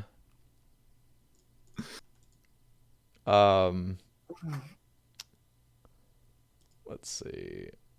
So I guess we kind of already touched on it. Well, barely, but I want to go through one of your topics. Streaming for money or full-time versus streaming as a hobby. Ooh. Yeah, I can't remember who asked that one, but I guess my thoughts on that is like, my big controversial thought that I think annoys quite a few people is I don't think people should aim to stream full time. There are a lot of people who definitely like try and run into it before they like can, and I think it's actually a really bad thing to do, not like money wise, but mental health wise. I think it can really mess you up. I don't know. People got really angry when I said that on stream. A few people in my chat who are like trying to stream full time and they aren't quite there didn't like that. Yeah. No, for me personally, sorry. When I tried streaming full time and I like slotted into that sort of not quite there bracket of almost a full time streamer, but not really, and it was the most stressful time ever for me personally. I actually don't. Do you stream full time? I feel like you do, don't you? Yeah. Yeah. Okay. I mean, do I stream full-time hours? Some weeks. Occasionally. I consider myself full-time content creator at this point. Yeah. All right. But I think it massively depends where you fall in terms of like your viewer base, obviously. But for me personally, when I tried streaming full-time, I was always right on the line of not having enough financially. and that Yep. made it the most stressful, not fun experience ever. And people would tell me like, "Why are you stressed? You're a full-time streamer." It's like, yeah, I'm technically a full-time streamer, but I have to watch my view count and sub count every single day when I go live to make sure that it's not dropping. Yep. No, it's definitely a very stressful thing. Like people don't under people that haven't streamed, like I know it sounds like we're above them. They don't know the struggle, but it's like no, but seriously, like because I fall into the category of me basically dropping like everything to try to stream, and I was streaming to Yeah. one person for 3 months, but I at least had a plan where so I had worked. I was like living at home. I was done with school for, a couple semesters, and I was just working at home, saving up money. I didn't have to pay rent at home. And then I went out with my brother, and he was having an internship. And like, luckily I live with my brother where like, if times really did get tough, I have a reliable person that, Yeah. I could just pay Cool. back because we're family. And so I went out to Maryland, and I was just like, you know what? I want to try full-time streaming. I love RuneScape. Whenever I work a normal job, the only goddamn thing I'm thinking about is going home and playing RuneScape. Like, why don't I make this part of my like livelihood in a way, or try to? And Yeah.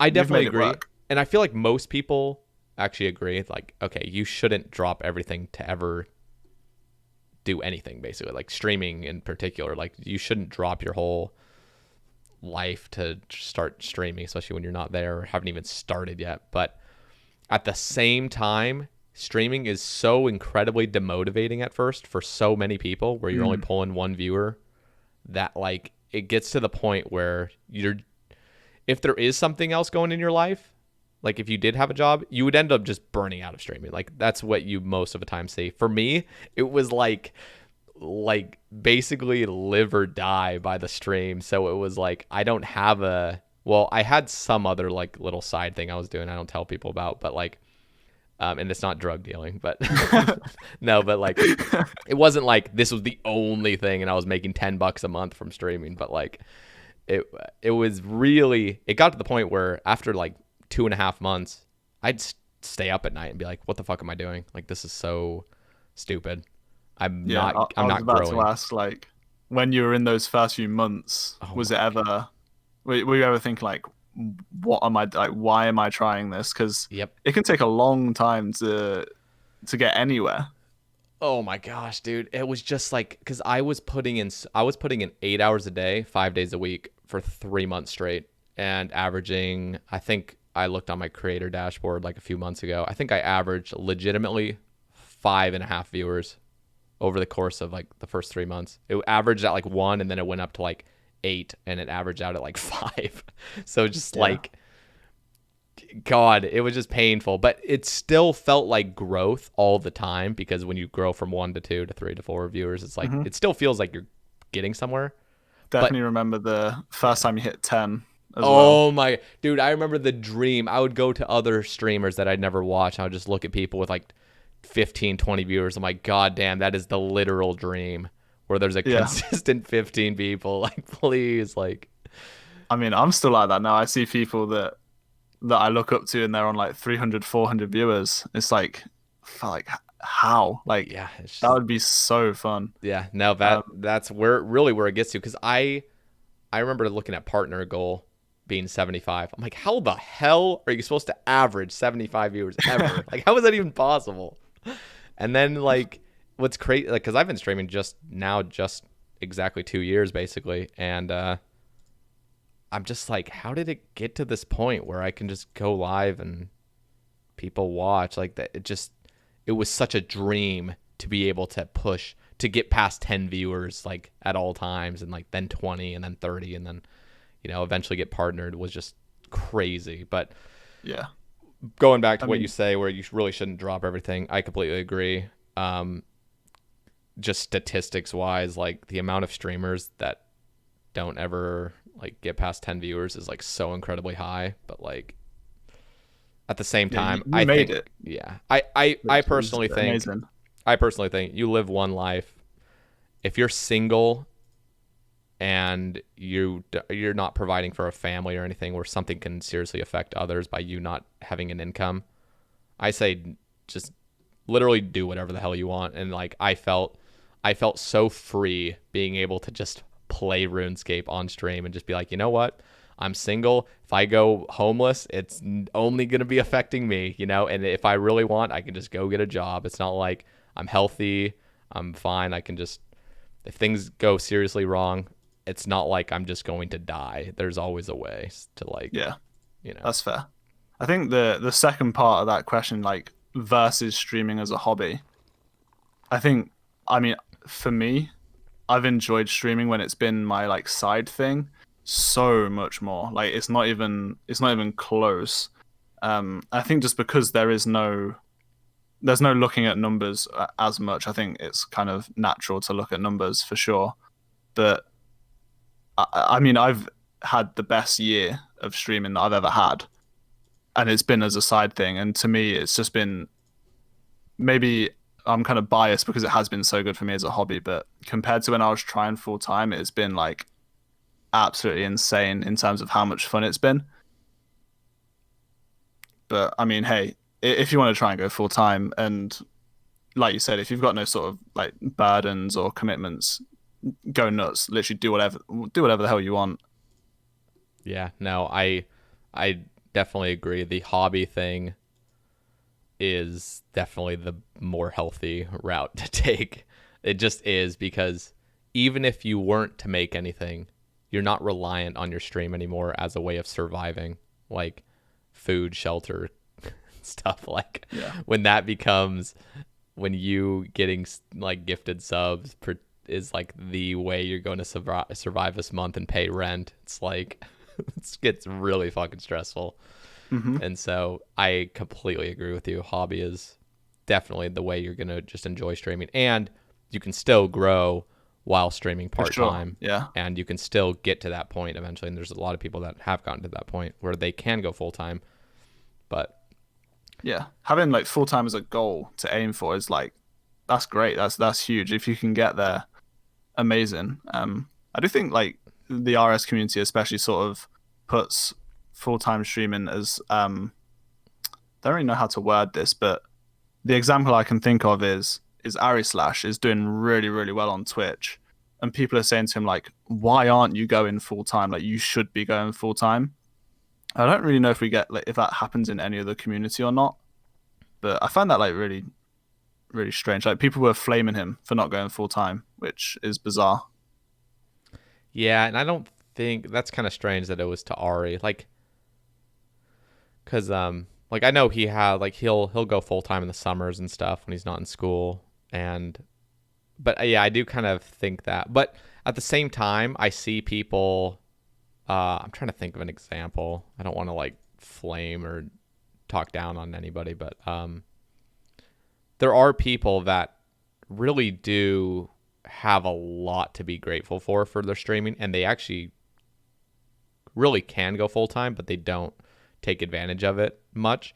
And so I can kind of see the argument where like people voice their opinion about like, why aren't you doing, like, why don't you go harder, or why don't you make this your full-time thing? Because you're so blessed, you're so fortunate above so many other people that would kill to be in your position. Like, why not like Yeah, take I think it like further? But Wooks is probably the big one there, right? oh yeah, Because I mean, he he was be the biggest streamer. yeah, I mean, he could. I remember, didn't he like kind of almost try to go full-time at some, I remember there was a few streams he did where he was just doing normal content, just he was killing Thermi, he was killing like Yeah, deranged I archaeologists I and remember stuff. those. He was doing like Slayer pets, but then Yeah, after I think it's like less than a month, he just said he didn't have enough content to stream every day, yeah. which And is which is great. but I mean, didn't he have like 3K subs when he was doing leagues Yeah, anyway? Just like pull 3K whenever you want. Like, god that damn, was dude, that's mad. the dream. Those streams were crazy. Like, he went from basic, probably not zero, but considering he never streamed, probably like only a few hundred subs, really loyal people, to one of the biggest RuneScape streamers by sub count Yeah, within like 2 weeks. that's just Mad. crazy to me. And like, honestly, that works for him. And I don't think Wooks is particularly a person that would be a streamer normally. He's a god at the game and everyone loves him, but like at the same time he's not just one of those energetic people that loves attention. Like he just, Yeah. you know. So I can see streaming not really being that amazing when you really think about it. When you start doing it for a few weeks and you're like, okay, this is not really exactly what I enjoy. But like, Yeah, it's hard to tell because of just how he is on stream. Like, it's hard to tell if he actually is really enjoying himself or if he's just streaming because he's doing like fun content. yeah, You know? yeah. But I mean, it works for him. He can go live Yeah, whenever he wants when a new piece of content comes out. Be the biggest that's thing. the dream. Yeah. And I think he really loves what he does normally. Isn't he like a computer programmer or something? Yeah, like he's that? a software dev. Yeah. There we go.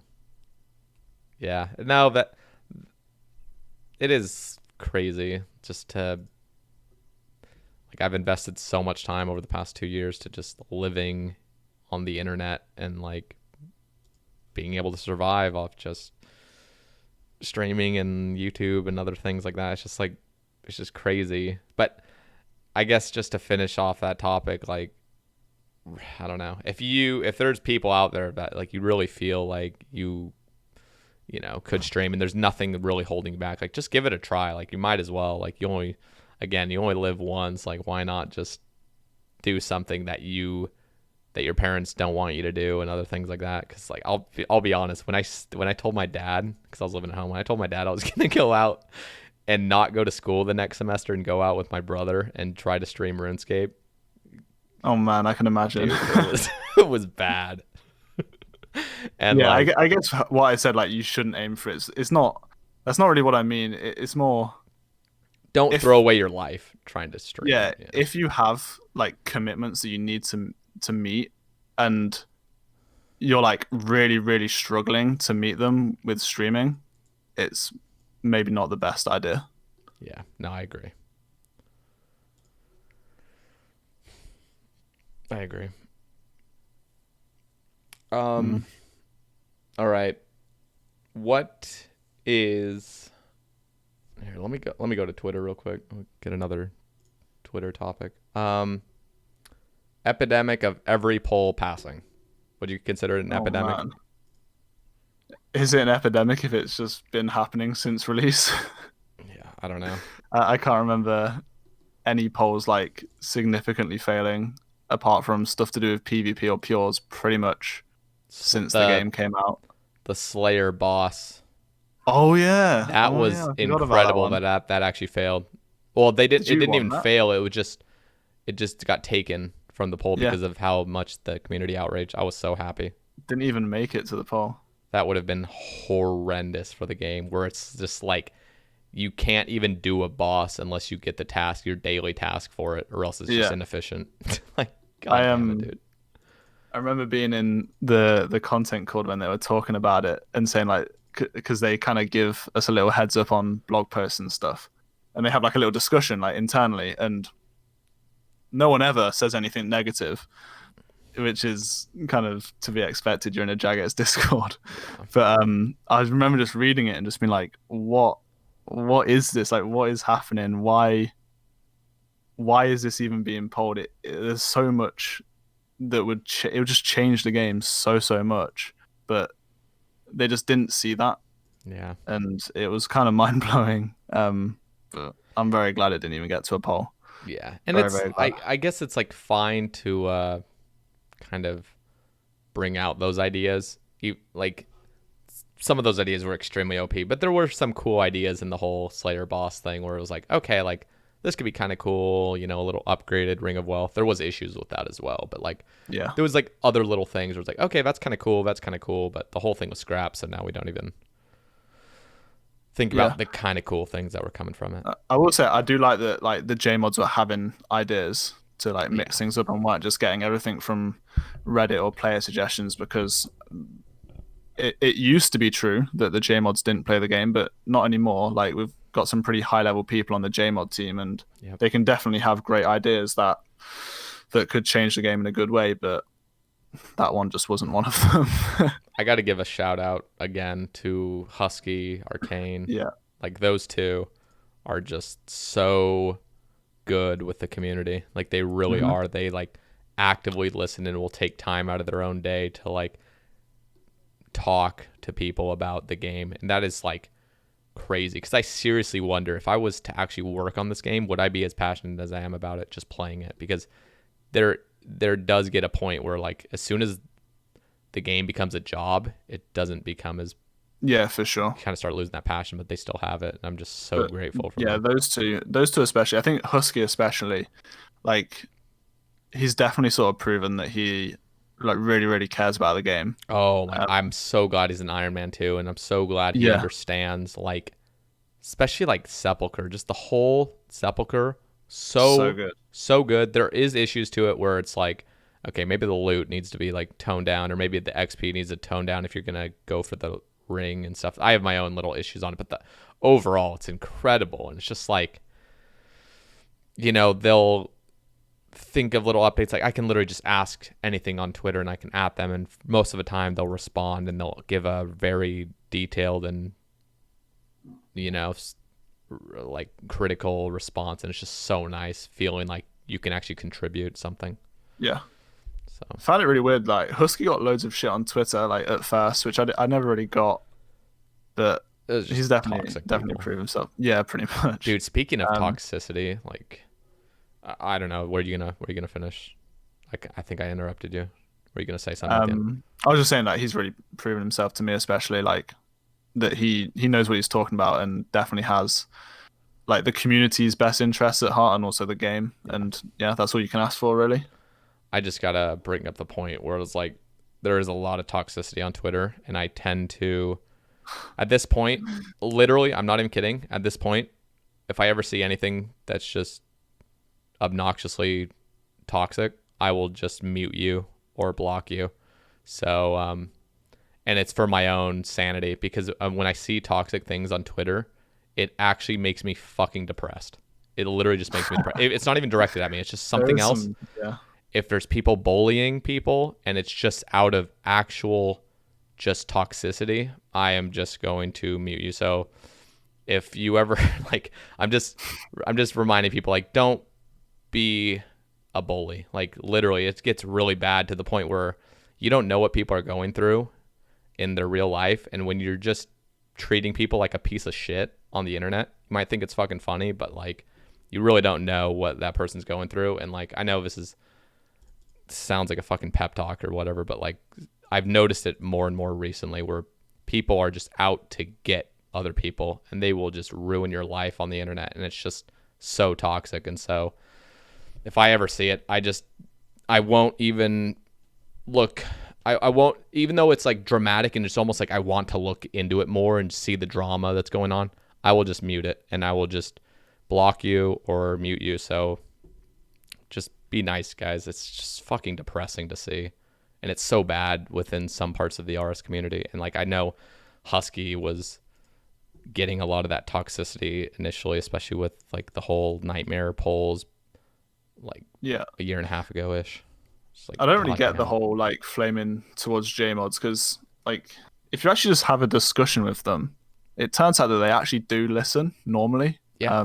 If you're not just like flaming them, like they actually take note. But as soon as you start getting toxic, like why would like I wouldn't listen to someone who's being toxic towards me. I'd just be out of there. But they generally care about the game and more than happy normally to sit and have like an actual conversation with you, and that's how the best feedback gets put across. So Yeah. No, it's really refreshing when you see passionate players being like asking questions, putting in their feedback and stuff. It's really beautiful. But as soon as it gets to like that toxic point with discussions or just straight out bullying and stuff, it's just awful. It just turns the whole thing negative, and yeah, it's just bad. Anyway, the whole toxicity thing goes, it's not even just toward JMods or anything, just toward RS community in general, because that's the Twitter. Like that's my Twitter. I just follow RuneScape people for the it's most bad part. out there.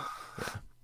So I always feel bad like giving criticism to JMods because like it's their work, but at the same time they want feedback. yeah, So I'm constructive always feedback's amazing. Like, yeah, I'm always worrying that I'm going a bit too harsh, but yeah, no, and like there's a difference between voicing your true opinion, because I'm very passionate about like the things I say, and maybe it comes off as like me being selfish and just me only looking in one sort of viewpoint. But it's like there's a difference between just being outright just bullying and toxic to like Yeah, for sure. being a little bit more aggressive toward your opinion.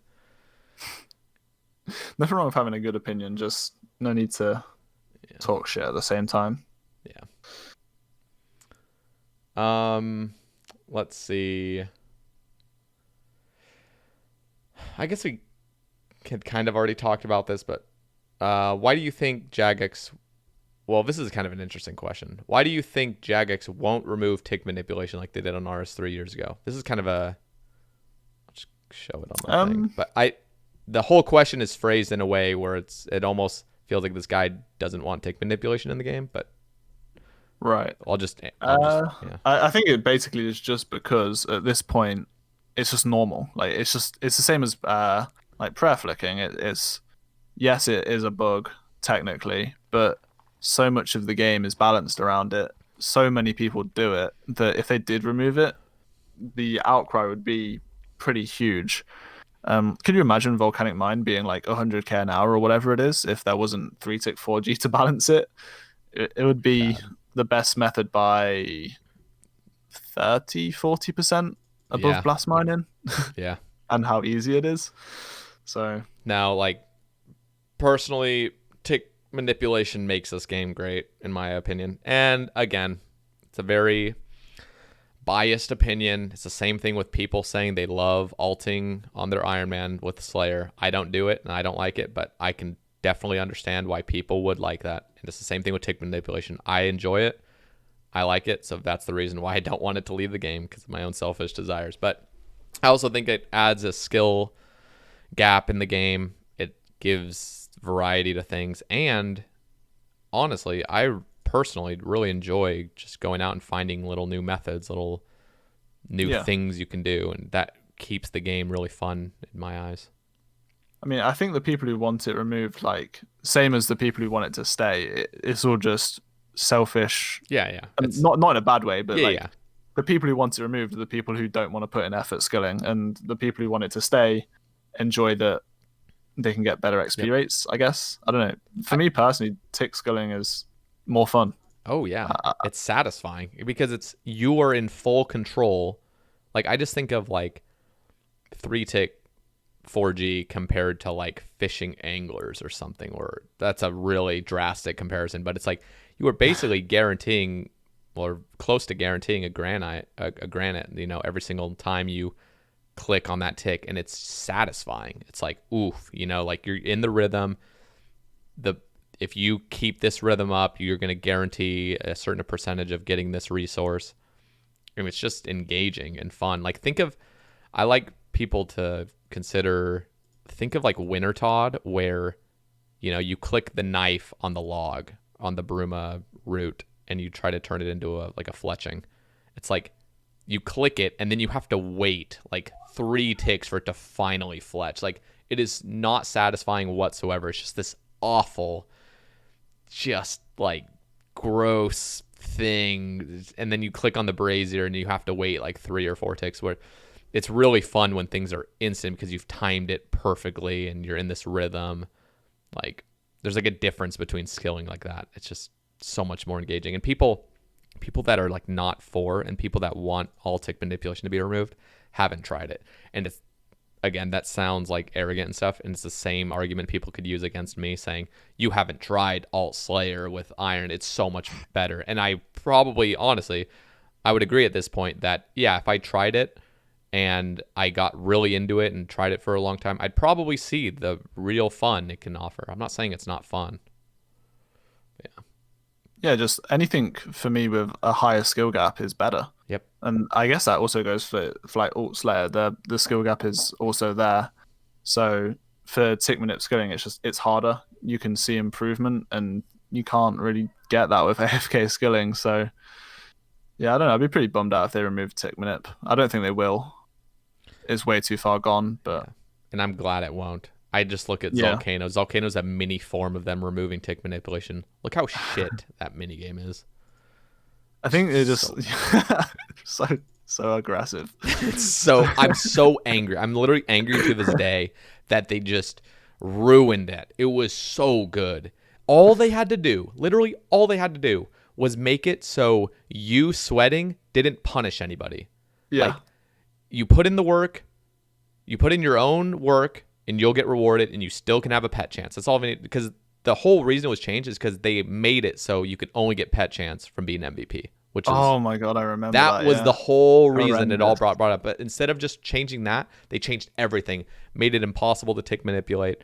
Like, oh my gosh, the amount of fun I was having and the amount of fun a lot of people were having and how engaging it was and competitive. It just, they could make it so much better. And it was so much fun because it involved old school mechanics of tick manipulation with this new boss, and just, oh, it just bothers me to no end. You So know, I'm sad. surprised they haven't removed like 1.5 ticking from Dale to Essence, because I was just about to say that I think it shows that Jagex don't like tick manip because they remove it from new places. But then I remembered that it's at Dale and you can 1.5 tick there, I so I begged, think I was wrong. I was begging on Twitter for that to happen, because seriously, Oh my I god. was 99% sure that it was not going to be tick manipulatable because of everything that had happened with Volcano and other things. I'm like, Yeah. there is no possible way. I was almost certain it was going to be like minnow fishing, where there's a set Yeah. timer and you just click the spot, nothing else you can do. Like fucking Zaya Dense Essence. Zaya Dense Essence Oh, is the worst. like, you know what bothers me is that they've gotten into this state, Jagex, like the JMods have gotten into the state where, like, if they pull a certain XP rate, they're like forced to not make it ever possible to get higher than that. And so Zaya RC is one of those examples where they have just coded everything. It is impossible to mine this any quicker. In fact, if you try to Huh? make this quicker, we're going to slow you down. We're going to punish you for trying to go quicker. Wait, does that happen when you try and tick manip? It Dude, just like yeah, ruins no, it. you will never get a dense essence if you try to tick manipulate. You'll Oh wow. never get, you have to wait 9 ticks. I think it's 9 ticks. You have to click it, and if you do any interruption whatsoever, it will just cancel. And then you have to So click it I again and wait guess 9 ticks. I guess that's like how they would do it if they wanted to stop you from doing it a day or two as well. But because It's, I mean, yeah, souls would be what, like, I don't even know what the XP rate of souls is, but if you got it's like double the essence, 40, it's like mad. 45k or something, but Okay. EHP makes it like 55 because of the mining and crafting you get. I can't believe that got pulled as high intensity. Actually blows my The mind. only high intensity is just clicking the blocks over with the Yeah. chisel. So you said you started like around Zaya. Were you like playing at the time of that release? And can you remember how crazy it was on release? Um, so I was not even an Iron Man when it first came, I believe, right? Didn't it come out like 2016 with the release of Zaya? Um, yeah. Yeah, so hardcore Iron Man wasn't the thing. I was still a main account, and I wasn't even 77 rune crafting. There's no way I'd Okay. even imagine being that. But I do remember Autumn, Elegy, and other people were really butthurt about it. Yeah. Yeah, because we basically got screwed over because it was polled as high effort, high reward. Yeah. And it was meant to be like bringing money back to rune crafting or whatever. But it's clearly not high effort even now. And back then the essence blocks didn't deplete, so you just click it and wait like 2 minutes, get your full inventory and run. Jesus Christ, did It it was really not deplete? yeah, it was Gosh. mad. No, I just I think think of it lasted for a while like that as well. ZRC, and I'm like, honestly, first of all, you're getting way too much reward for how AFK it is. Yeah. It would be really, really cool is if those rocks, if you AFK'd it, it's significantly worse XP, because honestly, it doesn't even deserve, like, when you think of like doing double nats or double anything else, it's like 30k XP an hour. It's like, dude, you just AFK bloods and you're getting like, 20% better XP just doing that. But it's like, they could really fix ARC. I'm not advocating that they do at this point, because it's like, whatever, it's just what it is at this point. But it would Yes, be really been cool around long enough. if it was a tick manipulatable rock that you could go there and really put in some high intensity and get rewarded for it. And maybe if you were to 1.5 tick the rock, and again, they'd have to rebalance it so it's just, you're not getting fucking 2 blocks every 3 ticks, but like they would have to rebalance it to the point where, non-AFKing it is only like 20k XP an hour, or AFKing it, sorry. And then if you're sweating it, you can get up to like, 45, 50k, which would be better. Like, I think most of us were expecting sort of like normal rocks, like coal or granite rocks, where you had to move between them, and then you would have been able to tick as you went between rocks. But no, I really love Day Alt. Day Alt is like this old school place, and it's just, I don't know, it's just nice being in the Day Alt mine because you could just old school tick manipulate it. It's just satisfying because the more work you put into it, the more reward you're getting out of it. It's just nice. Yeah, I should go grab some. I've literally never even been in that mine ever. It's the only thing that can make it better is if they could give clue geodes. Please give clue geodes to that. Like, I even asked Mod Ash like when it was released if he'd do that, and he's like, I don't think normal pure essence pillars do that. So, but he said he'd consider it. Who knows what that means though? I think they should give clue geodes. Mod Ash saying that he'll consider it. I mean, he says that they can do anything on Twitter, which is funny. But just because they can does not mean they will. I really wish they would do that though. Like I love the little clue chances you can get from skilling. I don't need to get into it on this podcast, but I really feel like skilling, interactive, high intensity skilling should be somewhat comparable to how fast you can get clue scrolls through PVM, or not even through PVM, just through Slayer and stuff. I think that's a bit weird because I've never really came from there before until now. I guess to be fair, it's been in the game for a while now, hasn't it? So it's not that weird actually.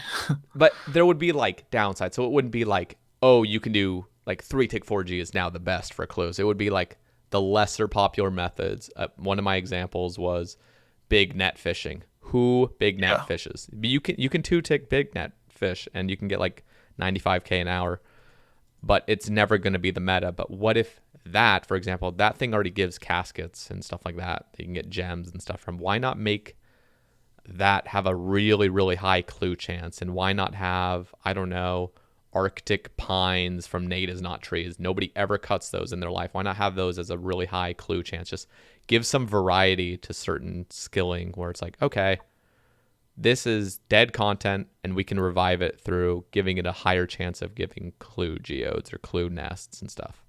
Yeah, that's definitely the sort of thing that I could honestly see coming in if it was like posted on Reddit with a black background and yellow text. Yeah, and like gentle tractor making it or something very nice. Yeah. Now, there's a lot of things I'd love in this game, but is there anything you would like remove? Oh yeah, like Chaos We'll Altar. do the typical JMod question when they first started. Like, what is the first thing you'd get rid of? Chaos Altar in the wilderness. That is the single-handedly most busted, stupidest thing. It is actually topped Winter Todd and it's topped Zaya RC, probably combined. The Chaos Altar is the stupidest update that's ever come into this game. It is so ridiculously OP. It literally cut in half 200 mil prayer. Made it so you only need to train to 100 mil. And there's zero risk, basically. Just go there suicide. Go there back. I loved Chaos Altar. It's probably fine as a main because all it does is just saves you money. But as an iron, it is horribly game breaking. Horribly. Yeah. I can imagine. And it's just PVM. It's just bait for the PKers. It's just the stupidest update. That's all of the wilderness rejuvenations are, aren't they? Just so bad. Get skillers in the wilderness or PVMers. And it's just like it's not even like what would have been kind of cool for it is like, let's say it's a daily thing. Or I hate dailies, but something where it's not, this is now the meta. You go out in the wilderness and you train prayer for thousands of hours, or not thousands, but like a few hundred hours or however long it takes to get 200 mil. It's like if you're going for 200 mil. But it's like you cannot use your normal gilded altar because it is so ridiculously OP. If it maybe saved like 10% of your bones to the point where you could justify like, okay, I don't really want to risk this, but it would still save me time to go out in the wilderness, that would have been perfect. But a 50% where it's literally doubling your bones is stupid. It is so stupid. Yeah, I think they put it so high thinking that like there would be a huge risk to use it. But Mm-hmm. the wilderness is dead, and you can teleport directly there pretty Yeah. much. Like it's not one you don't like teleport to the exact coordinates, but lava maze isn't exactly a trek away. So just suiciding methods so easy. What about you? What would you take away? Um, Damn, I asked that question. I really should have had something ready, shouldn't I? I think the mains will hate me, but being able to trade at rune crafting altars, because for mains, I think they're just ruined rune crafting, and it is also one of the reasons that sort of services I think has popped off quite a lot. People just suddenly needed to make another 20 bill or whatever, and if that didn't happen, I don't think people would have done services to the degree that they do now. And also, just runecrafting is like the nostalgia skill for me. It's the fact, like when I started this game, lore runecrafting is all I did pretty much, and it's just ruined. Just Yep. pay Venezuelans or in some cases pay bots to just run you essence. So Fun. I'm curious, if services wasn't a thing, do you think doing RC runners, like paying RC runners, do you think that would even be as big as it is? Because of services, people can afford it. But if services wasn't a thing and became a bannable thing, do you think people would? Do you think the EHP rate would Um, probably lower and be like, okay, this is actually not? I mean, because it's technically still possible as a main to afford it. You just have to money make throughout your yeah, whole time. But I don't think I don't think services are a thing because they need to be able to afford it. It's just like the easiest way of affording it, right? that's true.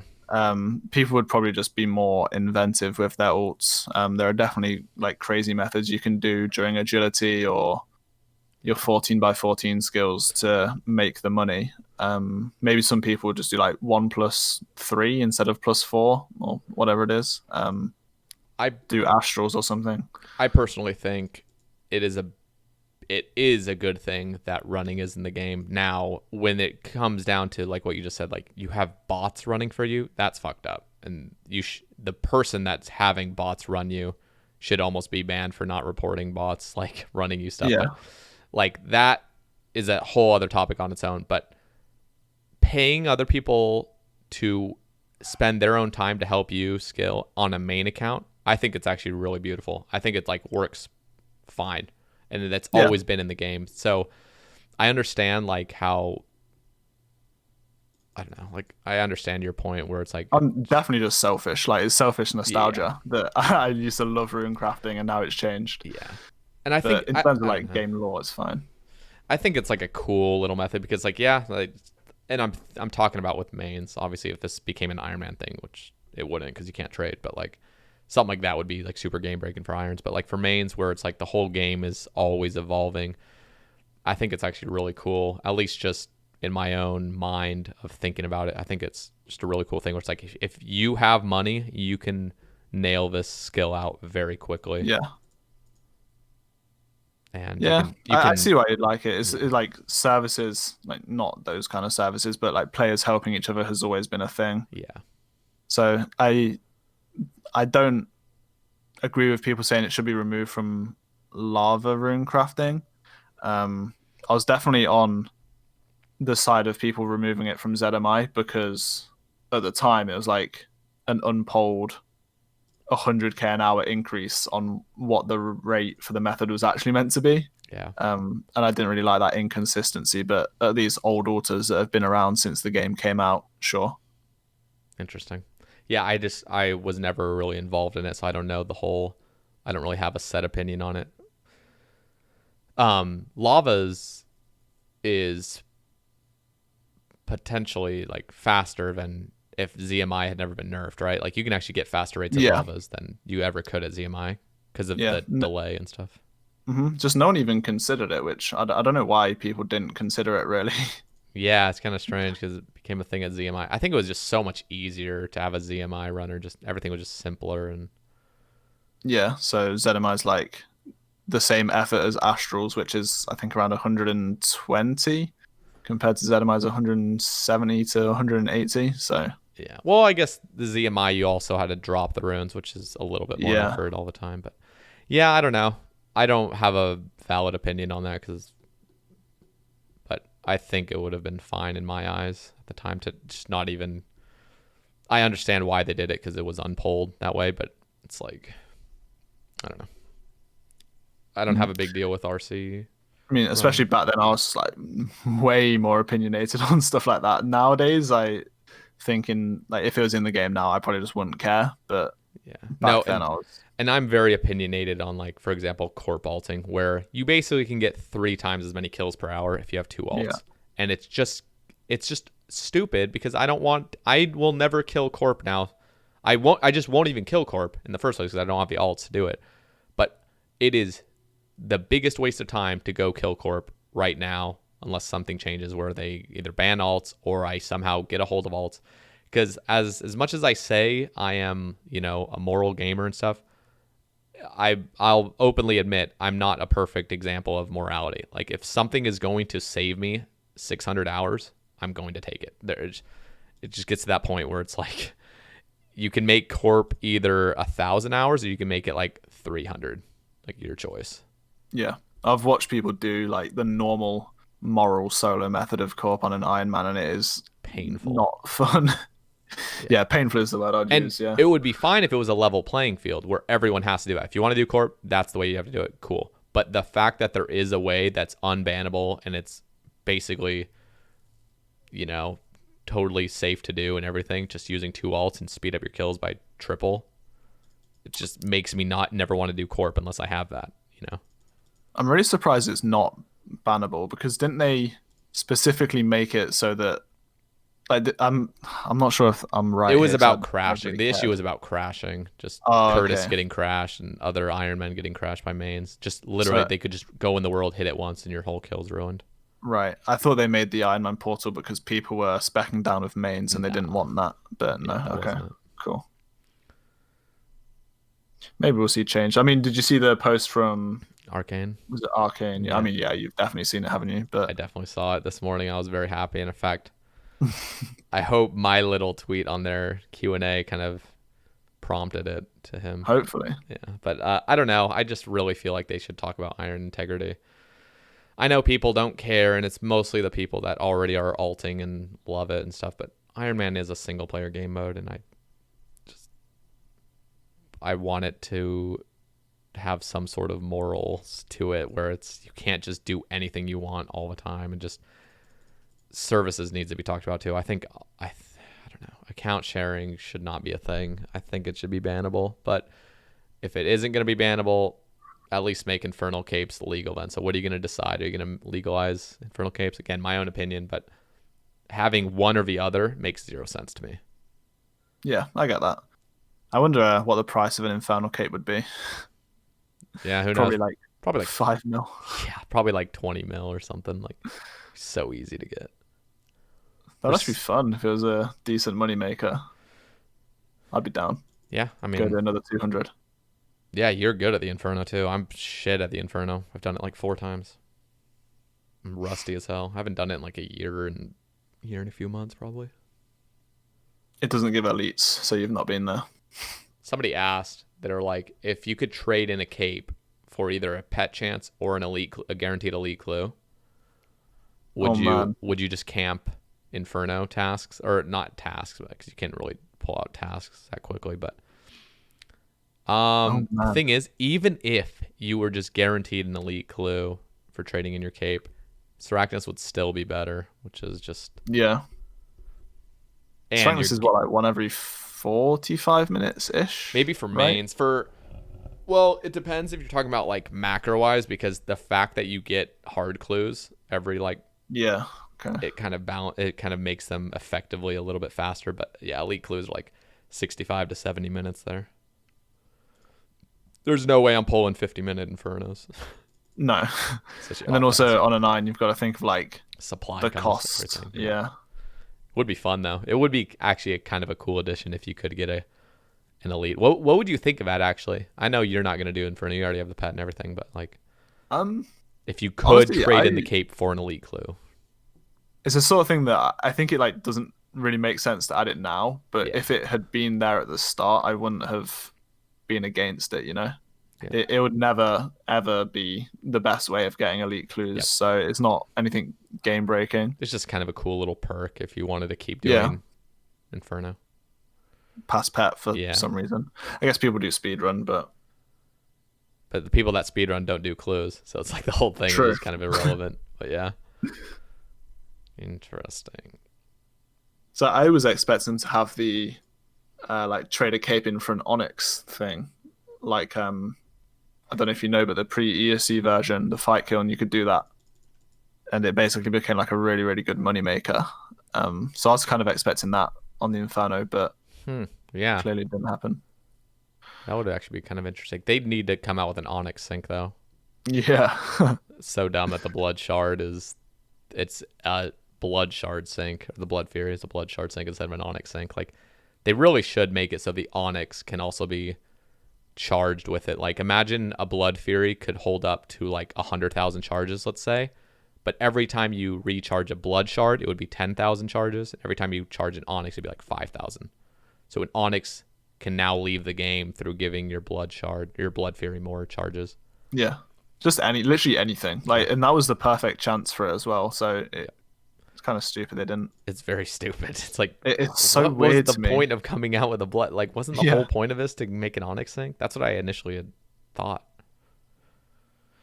It's so weird, like, because the entire time I've played the game, and a Fury has been 3 mil, because they're tied to the Onyx shop prices, which is tied to Chaos Rune prices, which is tied to like the prices of Chaos Runes in shops, and that was just always the floor. Like it was always 3 mil, but They're 1.5 mil now. that's mad. That's so mad. They come from everything too. Feels like. What was it Zolcano that like started that decline? Yeah. Volcano, yeah, that was probably the biggest. Just the fact that there's no sync to it, and Zulrah, how much Zulrah is camped all the time, and that gives Onyxes. Oh yeah, true. Just so many Onyxes entering the game. Like you gotta give a sync for it. It's like so dumb. The Blood Fury is literally you keep the Onyx afterward. Whoa, like why? Like What? why was Wait, that you the even thing? get it back? Like you keep the Oh, Fury man. as soon as the Blood Fury degrades, you keep the Fury. It's like like what? Why? Like I hate them. just delete So the much. at least just delete the whole necklace. Just make the whole necklace disintegrate. So Yeah. at least the Fury's going away too. Like That one needs to go on Reddit. it's just so dumb. I reckon that's the sort of thing that maybe they would actually consider if it was suggested. I And it's literally actually a decent suggestion. it's Oh, literally you did on. suggest it. It's- Okay. So listen, when they had pulled, it was when they pulled the Blood Fury to change to 6% healing instead of 1%. Yeah. I literally, and it got a bunch of upvotes. I literally said, and it was a completely selfless thing for the health of the game. I said, please, because of how powerful you're making the Blood Fury become, please make it so it disintegrates the entire necklace afterward.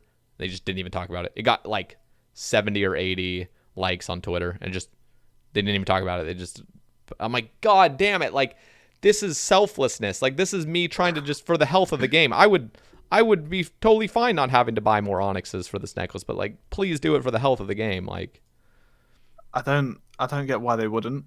That's the thing. Like I'm trying to think why they wouldn't be adding an Onyx sync. They must know that we need one. I do not understand it. Crazy people. Yep. Yeah, sometimes I think like the J mods are out of touch, but then at the same time, like they come out with updates where it's like, okay, like we really needed that, and then it's like, maybe they're just so focused on other things. They just. I think also like they can have suggestions, but at the end of the day, everything goes into a big priority queue that Yeah. isn't decided by them. Yep. And it all really comes down because Jagex is a business. Whatever it's gonna be a nice little player increase, like whatever some big project they can have or something that's guaranteed to give their numbers up. Yeah, the invisible higher ups in the old school RuneScape team pulling all the strings. The Chinese overlords, the conspiracy God. theories with all of it. Well, I don't know about Chinese overlords, but there definitely is like a CEO of old school RuneScape, or maybe not a CEO, but someone above the team Yeah. And then there's somebody above him, so it's like that puppet Yeah. meme where it's just showing all the or the what are they called? They're not puppet. They're Yeah, I think they are puppets. or I don't that know. is that what it is? I feel like there's some other word for it. Whatever, but And yeah, then right up at the top, you just got Reddit yeah. pulling and all the then strings. and then at the very top is Mod Ash. After Mod Ash has already been puppetized, now Mod Ash is like the very top. And then there's Wooks. Of course. Yeah. Um. Okay, I'm trying to look if there's any other. Oh, what do you think of a LMS pet? Speaking of Ooh. not adding pets to every single thing. So like I'm not like fully against the PvP pet at all. I don't sort of fit into that category of pet hunters who are just fully against it because they don't think it fits, whatever that means. I don't think it would do to LMS what the people who want it think it will. Like I actually think it would be a pretty big negative to add an LMS pet. Because no matter what the PKs say, like pet hunters will find a way to boost it. Everything's They boostable. will, Yep. yeah. The games would just be stacked with alts with people not fighting each other until they're like guaranteed a pet roll, and that's not fun for the people who actually want to play the content. Yep. So I think it's a a terrible idea. I agree. It sounds nice just if you don't think about it too deeply. If everyone played fairly, but you just know that places just gonna be botted to hell or alted and just. The other topic that I just now saw was how swapping has affected how you play, pros and cons. So I'm curious on this. What does it mean? Does that mean like swapping RS3 gold to OSRS? Yeah, so the way I make my money is like I middleman swaps between RS3 and O7 in prop swap, and it's like a lot of money basically. So for about 2 years, I've basically not needed to make gold ever and can just sort of throw it away at any time. Which I'm guessing what the question was about was saying, like, has it made the game boring for me, if that makes sense? Because there's not really anything to aim for in terms of gear, which it definitely has. Like, I do Zora, and most people would be okay doing Zora because it's 4 mil an hour or whatever, but I get a Magic Fang drop and it's like, all right, cool, and then just like move on. So PVM is a lot less interesting, but at the same time, there's so many like positives from having that much GP. I think like the main one it's not even really game related, but the one that immediately springs to mind is I got to do a charity stream where I put up GP as like an incentive for people to donate, and I got to raise $3,000 for charity, and I got to out like 2 billion gear, and it only happened because I got to swap for all that money and didn't have to like really care about losing the GP. Yeah, which I thought was really cool. And like I get to give away GP in my Discord and stuff, and I don't have to get anything back from it. Like people will do giveaways on Twitter, and get exposure. They're getting paid in like followers and exposure and people thinking that they're generous, but I get to just give away GP to my boys in Discord and get nothing out of it, and that's always really nice. Helping people out, giving people bonds and stuff like that is a huge positive, but it comes at the trade-off of not really enjoying getting drops anymore. Yeah. But it is what it is. So curious, if you had, I'm just gonna pull out some random number. If you had like 500 bill GP on your account, what would you do with it? Like if like to play with it, like in the game, like to play with it. Like what? Because all I think of is like Dragon Imps and stuff, but like, yeah, I would just, dude. Oh my god, like if I could have just unlimited Dragon Imp, like that would be the greatest thing of all time. You just have this unlimited supply of Dragon Imps. The amount of fun you'd have with that, just so instant leads. I bought 5,000 recently as like a little celebration stream, and I forgot that I really hate clues. That sucks. God damn it. So, yeah. I was going through all these master clues and just like, I hate this. Why am I doing this to myself?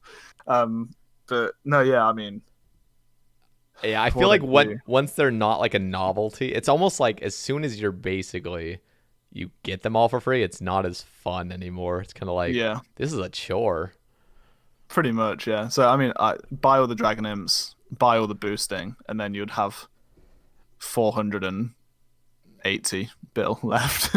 I think So, in my own mind, I just think to myself like me with a massive clue scroll goal in my mind. I'm just thinking like, obviously I don't play a main, and I wouldn't do this goal on a main, but just in this alternate reality, just being able to have unlimited dragon imps, just go for all third age. Like obviously that's yeah. unfathomable, like how long that would take, but like trying to get the most third age pieces, and you just have unlimited dragon imps, and you're just Yeah, you'd actually have a fighting chance with that. yeah, like Maybe. you don't even need to click them every one tick in case you're worried. You just spam them. You just literally spamming dragon imps and going as fast as humanly possible. Like, oh, it'd be so much fun. And the thing is, Yeah. what would be even more fun is that I would go for like the elite log. Like I'm just thinking, not even having to deal with like Watson turning in masters, doing all this other bullshit, and then doing the masters, which are extremely long and tedious sometimes. Just completing the elite log through dragon imps sounds so much fun. That Like, would be fun. I wonder how much that would cost. Like it would be sick. a lot. Okay, well, let's think about it. So how much does a dragon imp cost? I just want to do this right now, and I think then they're like 100 and maybe like 270k. Let me check. 280. Yeah. I'm just I literally. mean, I can literally find out how much it costs to get an elite. So you multiply that by 50, right? On average, it's 8 mil to get an elite right now. Okay, so 8.1. So 8 mil times 6,000. Do that for me. Is that 48? A lot. Is that 480 bill, or is that? Or wait, what am I? Did you say times 46? So 8 mil times 6,000. Oh, 6,000. What am I thinking of? Yeah, I think that's 48 bill. Yeah. Is that 48 bill or is that 480 bill? Okay, wait, let me add the zeros. It's not 480 bill. Oh, is it not? No way. Let me check, but I'm pretty sure. No, 48 bill. So not too much. Okay, I'm like, That's affordable. because that's a lot of, yeah, but thinking of. So 50 bill to complete the elite log, let's just say. Not too much. 50, so if you guys want to complete the elite clue log, what I'm planning on doing on my Ironman in like the course of 3 years, just pay 50 bill and get it done like way quicker. Oh man. The thing is, that's not even. It sounds like a lot, but I think I'm not gonna boost everything I can. But I think if I was gonna boost everything I can and buy all the dragon imps, I think it'd be like nearly 20. I think. So just need to double that and then a little more, and then go get all third age. Jeez. Well, I don't have any more topics. Do you have any? Nothing. I think we've gone over everything. I have one last thing, and that is, do you have any shout outs you would like to give? Any like Twitch viewers or just I'm gonna Twitter shout followers? out the entirety of Thurco because they're all amazing. That's awesome. Very corny, I know. Well, Thurco, it was honestly a pleasure. Yeah, had a great time. Fun talking about just stuff. Like, I'm glad, like, I don't know. It's just, isn't it just nice to talk to people that are passionate about like RuneScape? It's like the most simple thing, just RuneScape. But you get people across the world that are passionate about it. It's just fun to talk about. Been fun to talk to someone who's actually like opinionated as well. Yeah, not just, Don't I get don't that care. I don't care what the game does. Yeah. Well, guys, I'm going to put Thurco's Twitch, Twitter. Do you have any other? I could even put your Discord in there if you want, or unless you don't want just randoms, randoms coming in. But like, Yeah, that's fine. So I will link your Twitch, Twitter, Discord, any other socials or anything. No, I think that's everything. Okay. Give Thurco a follow from me on his Twitch, and you mostly stream. Well, you stream like probably the majority of the week, right? Or... Yeah, I stream 6 days a week most of the time. Yeah. Okay, and those are like, I think they're around the same time I stream. So be sure to watch me over no, but wow, 6 days a week. Okay, and you're working like as well. That's impressive, man. Like that's actually impressive. Like low key, like That's cool. Thanks. But yeah, keep up the good work, Thurco, and I look forward to you getting, because your goal is to get all pets, right? As of right Yeah, now, going for it. Will it happen? Who knows? you're just enjoying the game like day by day, not like any serious goals, correct? Pretty much, yeah. All Don't take right. it too seriously, and then you won't stop having fun. Is the plan? Yeah. No, for sure. Well, Thurco, thank you very much, and we will catch you on the next one. Next week is a cold one. He'll be on it talking. I don't even know what we're talking about, solo Tob and random shit like that, but I'm excited. So thank you, Thurco, again. And My yeah, pleasure. we'll catch you guys in the next one. Peace.